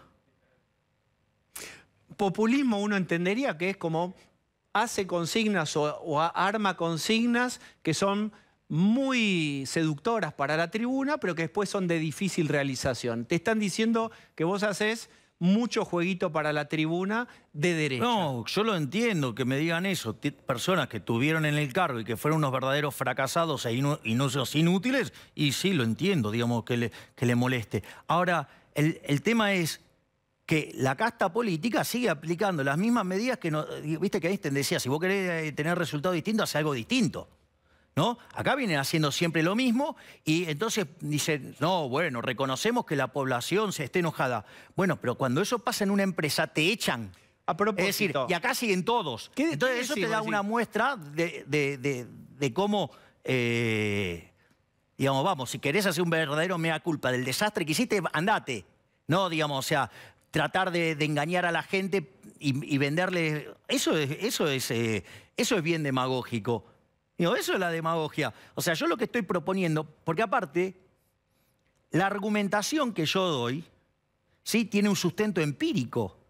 Es decir, los países que son más libres son 8 veces más ricos que los reprimidos. El decil más bajo de la distribución está 11 veces mejor que su par en el país reprimido, y por la forma que tiene la distribución del ingreso, está mejor que tiene el doble de ingresos que el 80% de la gente que vive en el país reprimido. En la medida en que vos vas creciendo en las encuestas, te van a tirar, como te están tirando. Sí, obvio. Otra cosa que dicen es el síntoma del enojo con la política y de la frustración. Eso va hacia Milei. Milei puede ser expert también. Es decir, como que vos vas como que en una ambulancia recolectando esa frustración, y ese es un capital. Yo no lo digo, ¿eh? No, yo soy el transmisor de algunas ideas que flotan sobre vos. Digo, y si fuera tu opinión está bien también. ¿Qué pensás sobre eso? Que la casta política se defiende. La casta política lo que tiene que tratar de hacer es de minimizar y ningunear esta posición que los interpela. Y ahí, digamos, esto es lo que te muestra que no es populismo. Es decir, el que dice que es populismo porque no entiende cómo funciona el populismo o no entiende lo que yo estoy transmitiendo, quizás no lo transmito bien. O sea, yo lo que transmito son las ideas del liberalismo, las ideas de la libertad. Pero claro, cuando vos haces un diagnóstico de la situación y explicás que este país se está hundiendo por culpa de las políticas que aplican estos políticos sistemáticamente, porque en realidad solamente difieren, la grieta es falsa, y lo único que difieren son en los modales, pero no, digamos, en cómo piensan los problemas. Porque después cuando, digamos, tienen que actuar, actúan todos iguales, digamos, se votan las cosas ellos mismos. Entonces, yo desde mi posición, mi perspectiva liberal, libertaria, miro la realidad y hago una interpretación, y yo le ofrezco a la población una interpretación de lo que pasa y cómo yo creo que se tiene que arreglar. Entonces, no es que yo, digamos, o sea, soy un tipo que lo único que está haciendo es criticando. No, yo lo que estoy haciendo es diagnosticando y decir qué hay que hacer. Entonces, yo sé lo que hay que hacer, cómo hay que hacerlo, y además tengo la convicción. ¿Me comprendés? Bien. Yo tengo la convicción de lo que hay que hacer. A mí no me canta que sea liberal una encuesta. Yo soy liberal de cuando ser liberal era mala palabra en Argentina. Bien. Vos escuchaste a Fernando Iglesias, sabemos que Patricia Bullrich también está interesada, incluso el propio Macri, digamos, ha tenido algunos conceptos valorativos, positivos sobre tu persona. ¿Qué pensás vos de este tironeo dentro de Juntos por el Cambio? Es decir, bueno, vienen muy bien las ideas liberales de Milei dentro del espacio. Si un día si llegara al poder Juntos por el Cambio y te ofreciera algo... Bueno, hay que ver si llega. Porque si yo entro en la segunda vuelta, el próximo presidente argentino soy yo. ¿Cómo es? Repetilo. Si paso el balotaje, en la segunda vuelta le gano a todos. En un mano a mano le gano a todos. De hecho, las encuestas te muestran que tenemos... A ver, por ejemplo, ¿qué querés comparar contra Larreta? Tenemos el doble de intención de voto que Larreta aislado o cualquiera de ellos. ¿Cómo te pego? Es decir, hoy, de hecho, las últimas encuestas muestran que además tenemos más intención de voto que Cristina, que es la persona que más intención de voto tenía. Pero vos querés ser presidente. Sí, yo quiero transformar a la Argentina. Yo quiero transformar la Argentina. Mi objetivo es que la Argentina vuelva a abrazar las ideas de la libertad como lo hizo en 1860. Y de ser un país de bárbaro, en 35 años se convirtió en un país desarrollado, que era la primera potencia mundial. La primera potencia mundial. En 1895 Argentina tenía el PIB per cápita más alto del mundo. Vos me podés decir, no, bueno, pero eso pasó en el siglo XIX. Mirá, lo hizo Irlanda. Sí. Y, digamos, de ser el país más miserable de Europa, hoy tiene un PIB per cápita 10% más que el de Estados Unidos. ¿Sabés quién lo hizo también? La India. Lleva 30 años creciendo a tasas a mayores del 8%. Multiplicó su PIB per cápita por 11. Es decir, que se puede hacer. Pero ¿sabes cuál es el gran problema en Argentina? Que la solución está en manos del problema. Por eso me metí. Bien. Eventualmente te puede ir bien, eventualmente puede no irte bien. La vida. Y la vida misma. Y ahí, como en el avión, es pollo o pasta. Es decir, podría haber una opción peronista-kirchnerista y una opción de Juntos por el Cambio, y hay un balotaje. Pero ¿por qué digo, o sea, Bueno, por qué no puedo estar yo en el balotaje? Por supuesto, por eso dije Digo, ¿por qué si los liberales, o sea, tenemos en lo que es aislada, digamos, candidato por candidato, somos los que más medimos, ¿por qué, digamos, o sea, no vamos a poder entrar en el balotaje? Esa opción ya la enunciaste, incluso dijiste que te gustaría y podría ser presidente. Eso es una opción. Ok. La otra opción es que eso no ocurra y que lleguen a la final peronismo, kirchnerismo y Juntos por el Cambio. Y en un momento, en el avión hay que elegir. ¿Pollo o pasta? ¿Qué elegirías? Yo que sepa, el voto primero es secreto. Bueno. Y segundo, aquellos que hayan optado por la opción liberal, que hagan lo que quieran, qué sé yo, que hagan lo que quieran. A mí me da lo mismo. ¿Te da lo mismo el kirchnerismo que Juntos por el Cambio? A ver, te hago una pregunta. ¿Por qué volvió el kirchnerismo? Ya sé lo que vos vas a plantear. Bueno, es decir, y después, o sea, cuando tienen que votar con los kirchneristas, votan. ¿Es lo mismo para vos? Sí, solamente difieren en los modales. ¿Te daría lo mismo eventualmente que vuelva a un gobierno kirchnerista peronista o que retome? No, bueno, pero es que el problema es, o sea, nadie, digamos, de las alternativas que me estás presentando quieren cambiar las cosas porque les va muy bien a los políticos con esto.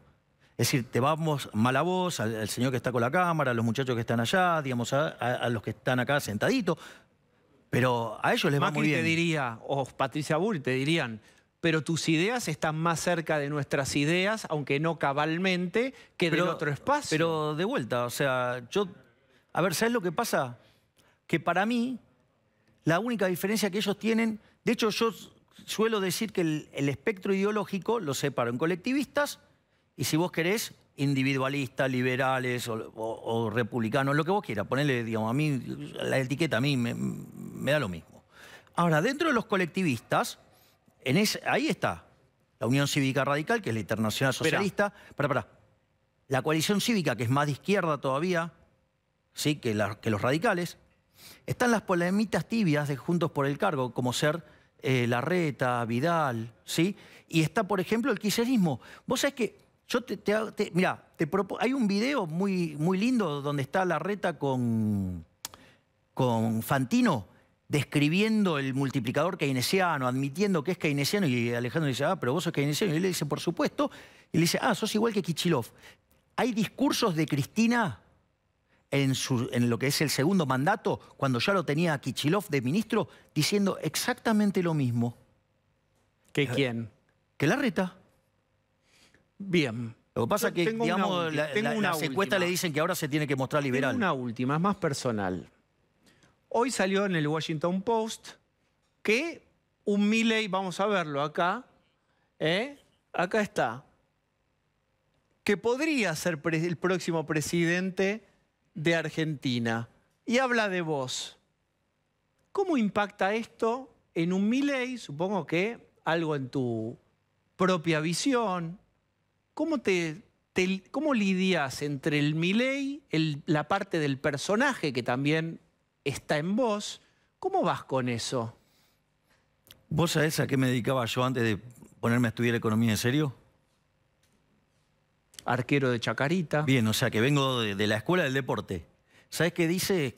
Lo primero que tenés que aprender cuando haces un deporte, que no somos tan buenos cuando ganamos ni tan malos cuando perdemos. O sea, para mí esto es, si vos querés, una caricia, por decirlo de alguna manera, pero ¿sabés qué? Todavía no gané nada. ¿Sabés qué? Yo, como bilardista que soy, juego hasta que el árbitro da la pitada final. Entonces,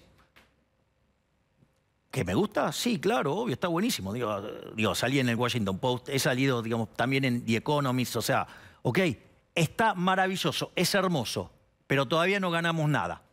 Tú no has ganado nada, como diría José Luis Félix Chilavert. Claro, exactamente. Entonces, entonces fíjate que te da estabilidad pensar en estos términos.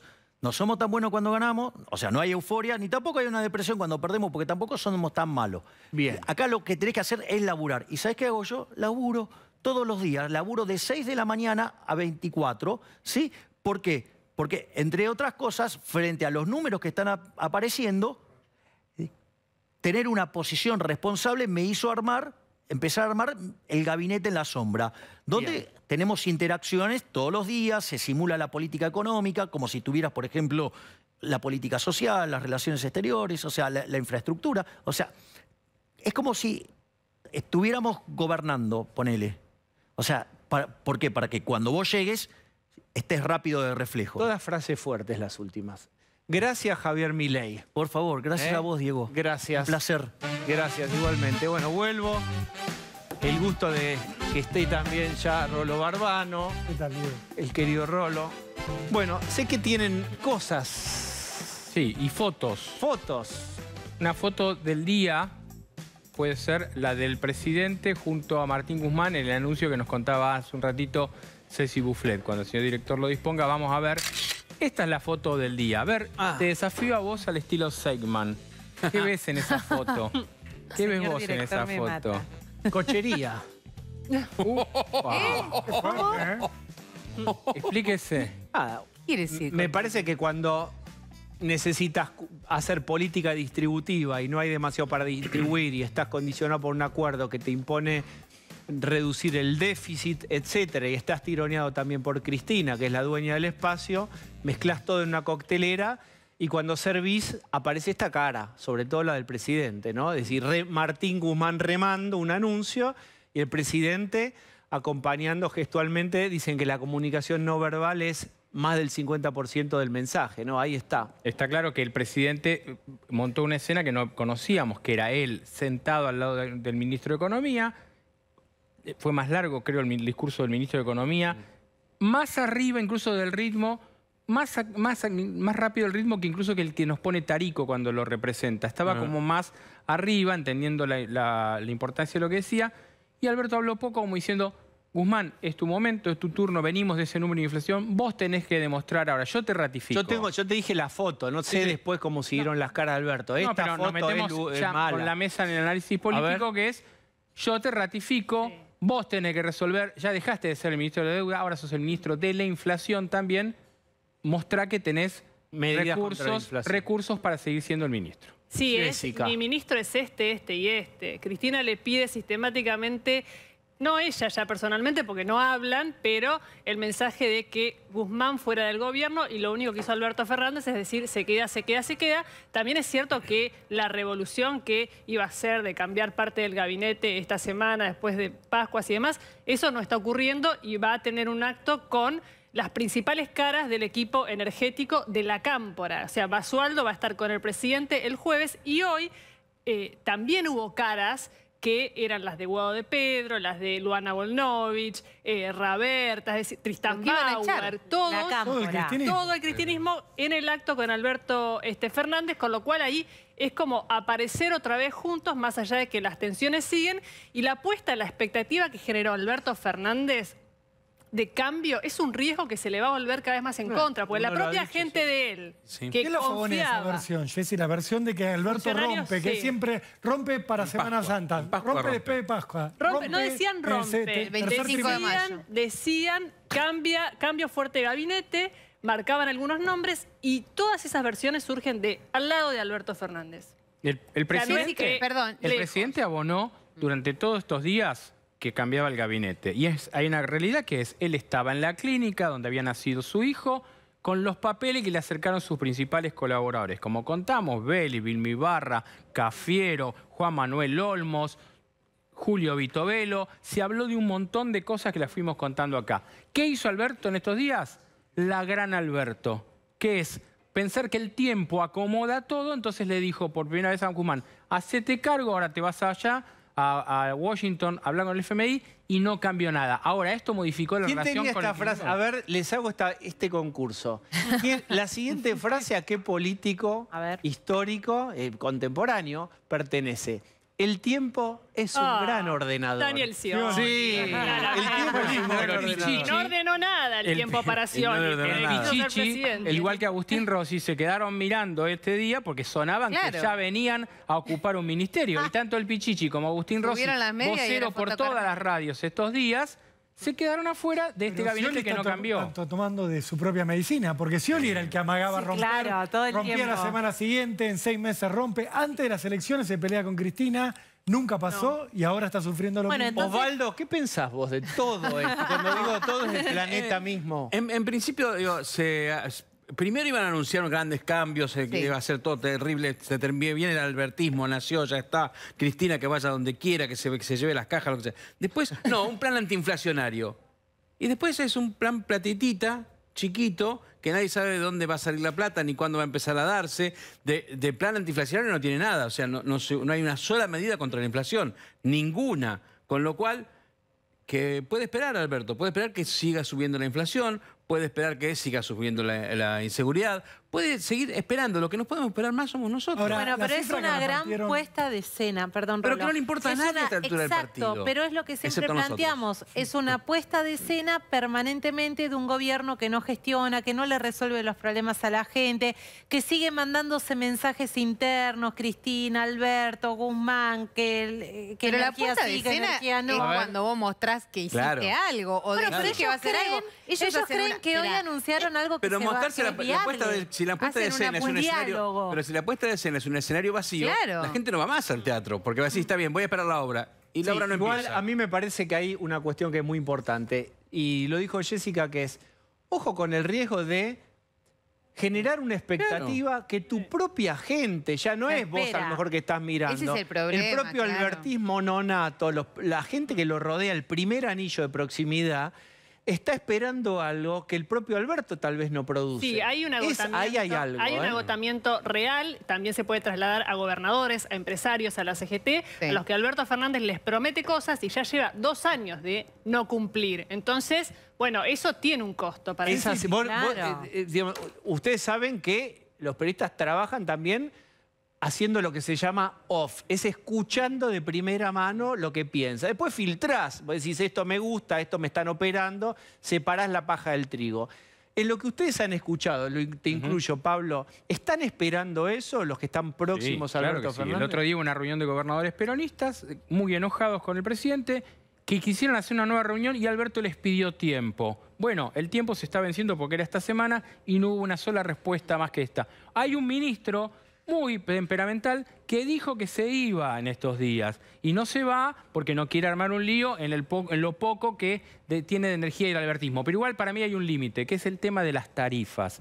En junio, Ceci, corregime, cuando se tengan que definir las tarifas, como mucho se vuelve a pudrir mal todo con el kirchnerismo, con el cristinismo. Bueno, ahí hay algo raro, ¿no? Las audiencias públicas finalmente se convocaron y aunque hizo, digamos, su discurso el kirchnerismo duro, Federico Basualdo, el subsecretario de Energía Eléctrica, con un documento que dice este aumento de tarifa va a ser el 65%, va a ser recesivo y criticó mucho la medida.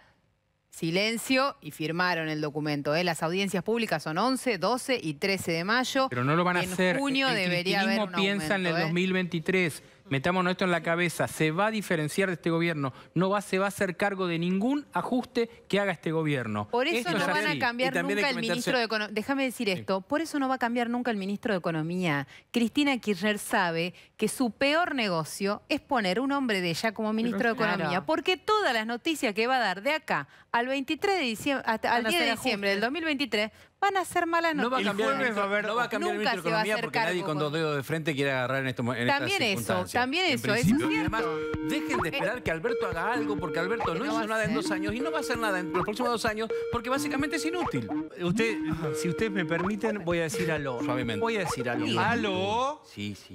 Tiene razón, Bazán. Ay, que le zumbaba básicamente la oreja, es eso. Le zumbaba la oreja que le estaban hablando mal de usted, ¿no? Ahora, ¿con quién me toca hablar? ¿Con el gato silvestre o con el gato, Máximo acá el Montenegro? gato. ¿Cómo le va, ministro? Porque me marean. No tenés la voz del gato. No, lo sacaron a pasear. ¿Por qué? ¿Qué es lo que le dijeron que usted aparezca en medios, que vaya a defender su gestión? ¿Qué pasaba que usted tuvo que salir a la cancha? Mira, Diego, si tenés una ganancia inesperada, la tenés que informar inmediatamente a la FIP. Savoy, como decía Olmedo en el 86. Que mañana te invita Guido Casca y te ganás $1 millón de pesos. Calculale que después de pagar ganancias, bienes personales, sellos, ingresos brutos, transferencias, y ahora nuevo ganancias inesperadas, te estarían quedando 50 luquitas. Pero tiene que limpitas pagar para él. vos. ¿Estás seguro? Taca, Me taca. Qué parece que tiene que pagar reconfortante él. el cálculo, ¿eh? Esas que no te usted las nos toca abra nadie, los ¿eh? costos. Qué bien, que nos hacen No. tanto bien. Esas son tuyas. Las podés poner todas en bonos argentinos o acciones de YPF, lo que vos prefieras. Escúcheme, ¿cómo Porque se antes siente? que nada, Sí. somos fanáticos de la libertad y creemos mucho en la propiedad privada. ¡Viva la libertad, carajo! Le salió Pero una cosa- una voz interior. Escúcheme, usted Una dijo cosa es Pablo amar de la León. libertad y otra el viva la pepa, ¿eh? Pablo de León dijo una cosa que Sí. para mí es una de las frases de la noche también, que es Guzmán dejó de ser el ministro de la deuda y ahora formalmente han votado el barco y es el ministro de la inflación. No se sabe si a favor o en contra. Pero Mira, ¿cómo se siente usted con eso? Pablo de León tuvo muchas ganancias inesperadas. No. Atención. Porque tiene varios curritos. Sí, sí. Mucho varios trabajo. curritos. Tiene Y con trabajo, Alberto, no tiene curros. Estamos hartos de la gente que se la lleva siempre de arriba y que no piensa en el resto de la sociedad. Y es por eso que junto a los técnicos de la talla de Carlos Heller y Claudio Lozano, estamos preparando otros impuestos. En el programa de Pablo de León de la radio Toman Vino. Hay un impuesto a eso. Ay, Al vino inesperado. Ahí está, de León. Con el vino no. Va, escúcheme. Te adelanto otros Sí. impuestos. A ver. Impuesto a la siesta. No, Impuesto a la siesta. no. Prohibido. Todos los santiagueños la van a pagar. La van a pagar. El país no está para que la gente decida cuándo quiere dormir. Se duerme a la noche y al que quiera el privilegio de tirarse un rato a la tarde va a tener que garpar. Otro muy lindo que se viene es Imagina el que está impuesto al durmiendo la hijo siesta, ocioso. uno con un la pechera de la cámpora te toca la puerta. A la Peor con siesta. la de la FIP. Bien, que se ponga Vos el jodés, chaleco pero puede antibalas. ¿Qué pasar más? así. Sí. ¿Qué otra idea magistral tiene de impuesto? ver. El impuesto al hijo ocioso. Para todos aquellos Ese recaudaría mucho, Sí. ¿eh? Ese- los ¿Quién que lo tienen paga? hijos, que están todo el día al pedo, los hijos que están con la tablet, les vamos a poner un impuesto. Basta de vagos que tardan 4 años en terminar el CBC. Eso ocurre. Y el último Sí. es mi preferido y es el impuesto al baño de inmersión. Digamos, en momentos como este no estamos para jacuzzi. O te das una duchita de 3 minutos o pagás. Eso es como Ya Macri. mandamos a conectar todos los medidores de AISA con la página de AFIP para que nadie se haga el vivo. Está muy bien. Qué magistral todo el repertorio de ideas, todas para lo mismo. Bueno, A esquilar las ovejas. Gracias, ministro. Bueno. ¿corto? Sí, ¿me permiten? Voy a recibir. Vos sabés cómo la ve. Vos sabés cómo la ve él, ¿eh? Hoy han pasado cosas. Primero, largamos el programa diciendo que en esta guerra de Cristina contra la Corte Suprema, por lo menos en este capítulo ganó la Corte Suprema y Horacio Rosati finalmente está sentado en la titularidad del Consejo de la Magistratura. La justicia obsesiona a Cristina hace muchísimo tiempo, hay causas de corrupción muy sensibles ahí. Nelson Castro. Bueno, bella noche para todos. Bueno, la ganó y la va a ganar la Corte. Esto no tiene otro resultado. Porque hay 3 elementos muy importantes para tener en cuenta. Primero, el resultado de noviembre. El resultado de noviembre aleja cualquier posibilidad de juicio político y eso le da, por supuesto, a la Corte mucho más aire y a los jueces federales ínfulas. El segundo elemento, claramente, es que toda esta pantomima del juez federal de Paraná y demás forma parte de la desesperación y de la falta de fundamentación del kirchnerismo. Y el tercer punto, que tal vez es tan importante como nosotros, es que el presidente de la Corte es Rosati. Rosati no es cualquiera. Rosati es alguien quien viene primero del peronismo. Segundo, la conoce a Cristina al dedillo, compartió con ella la Convención Constituyente de Santa Fe.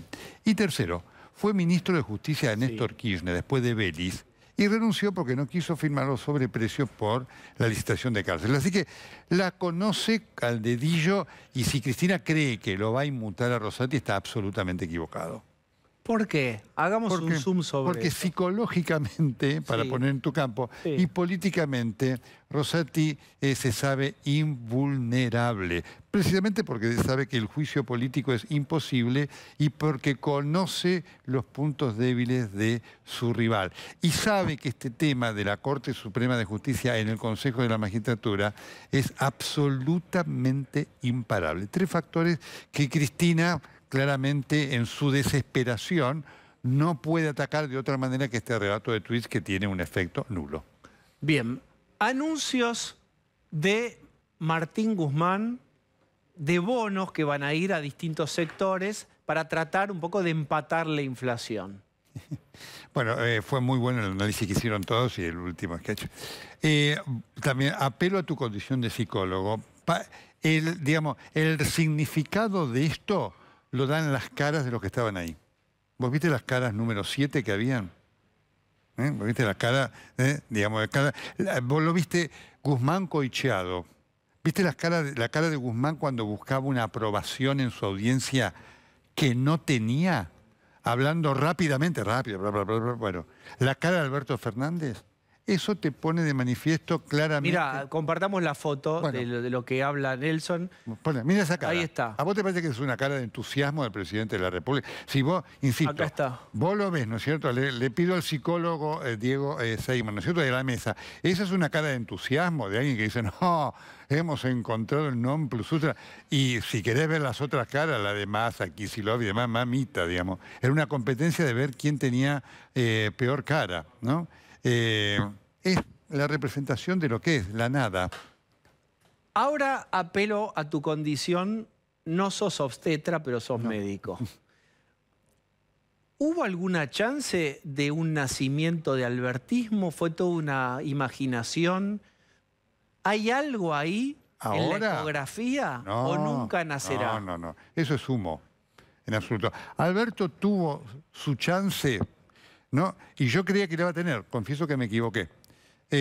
Cuando ganó la elección, porque él le aportó aquella famosa frase, sin Cristina no se puede, pero con Cristina sola no tampoco, alcanza. le daba a él el poder para decir, bueno, yo voy a ser el presidente, yo traje lo que vos necesitás para ganar, sin mí no ganabas, claramente. Y eso lo pudo llevar a una posición clara, determinante, en cuanto a decir, mirá que si yo me voy, perdés y perdés todo.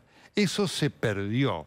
Y en el poder el tren no pasa 2 veces, sobre todo cuando vos tenés un presidente que todo lo que hace es insistir en el error y demostrar un temor fenomenal a Cristina Fernández de Kirchner, ¿no?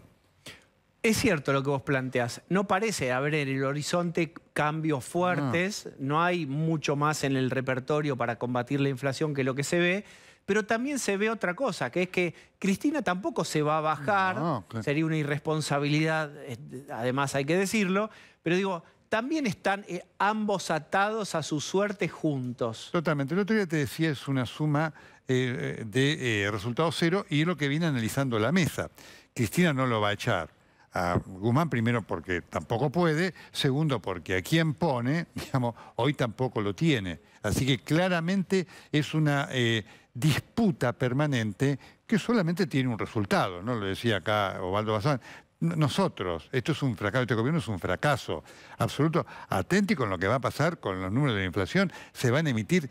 Esto requiere, Cecilia lo sabe muy bien, 150.000 millones de pesos. ¿Sabes lo que es largar eso a la calle en medio de este contexto inflacionario? Es una catástrofe. Ahora, Cristina está trabajando para el 2023.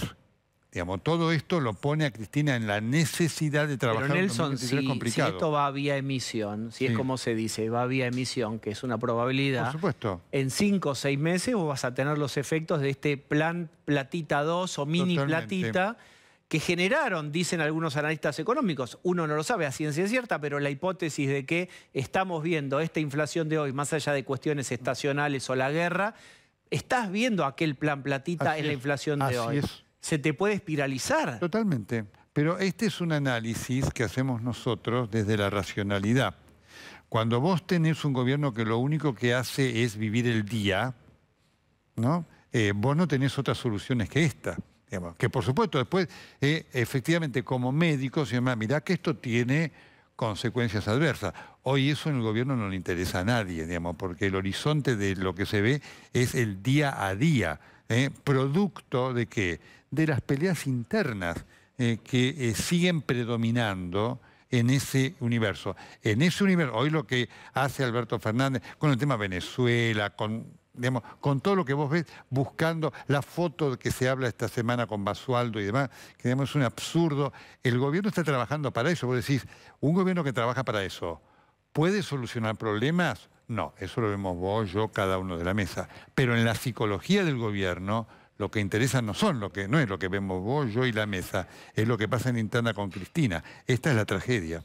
Nelson, muchísimas gracias, como siempre, por estar aquí en este programa. Vamos a hacer una tanda.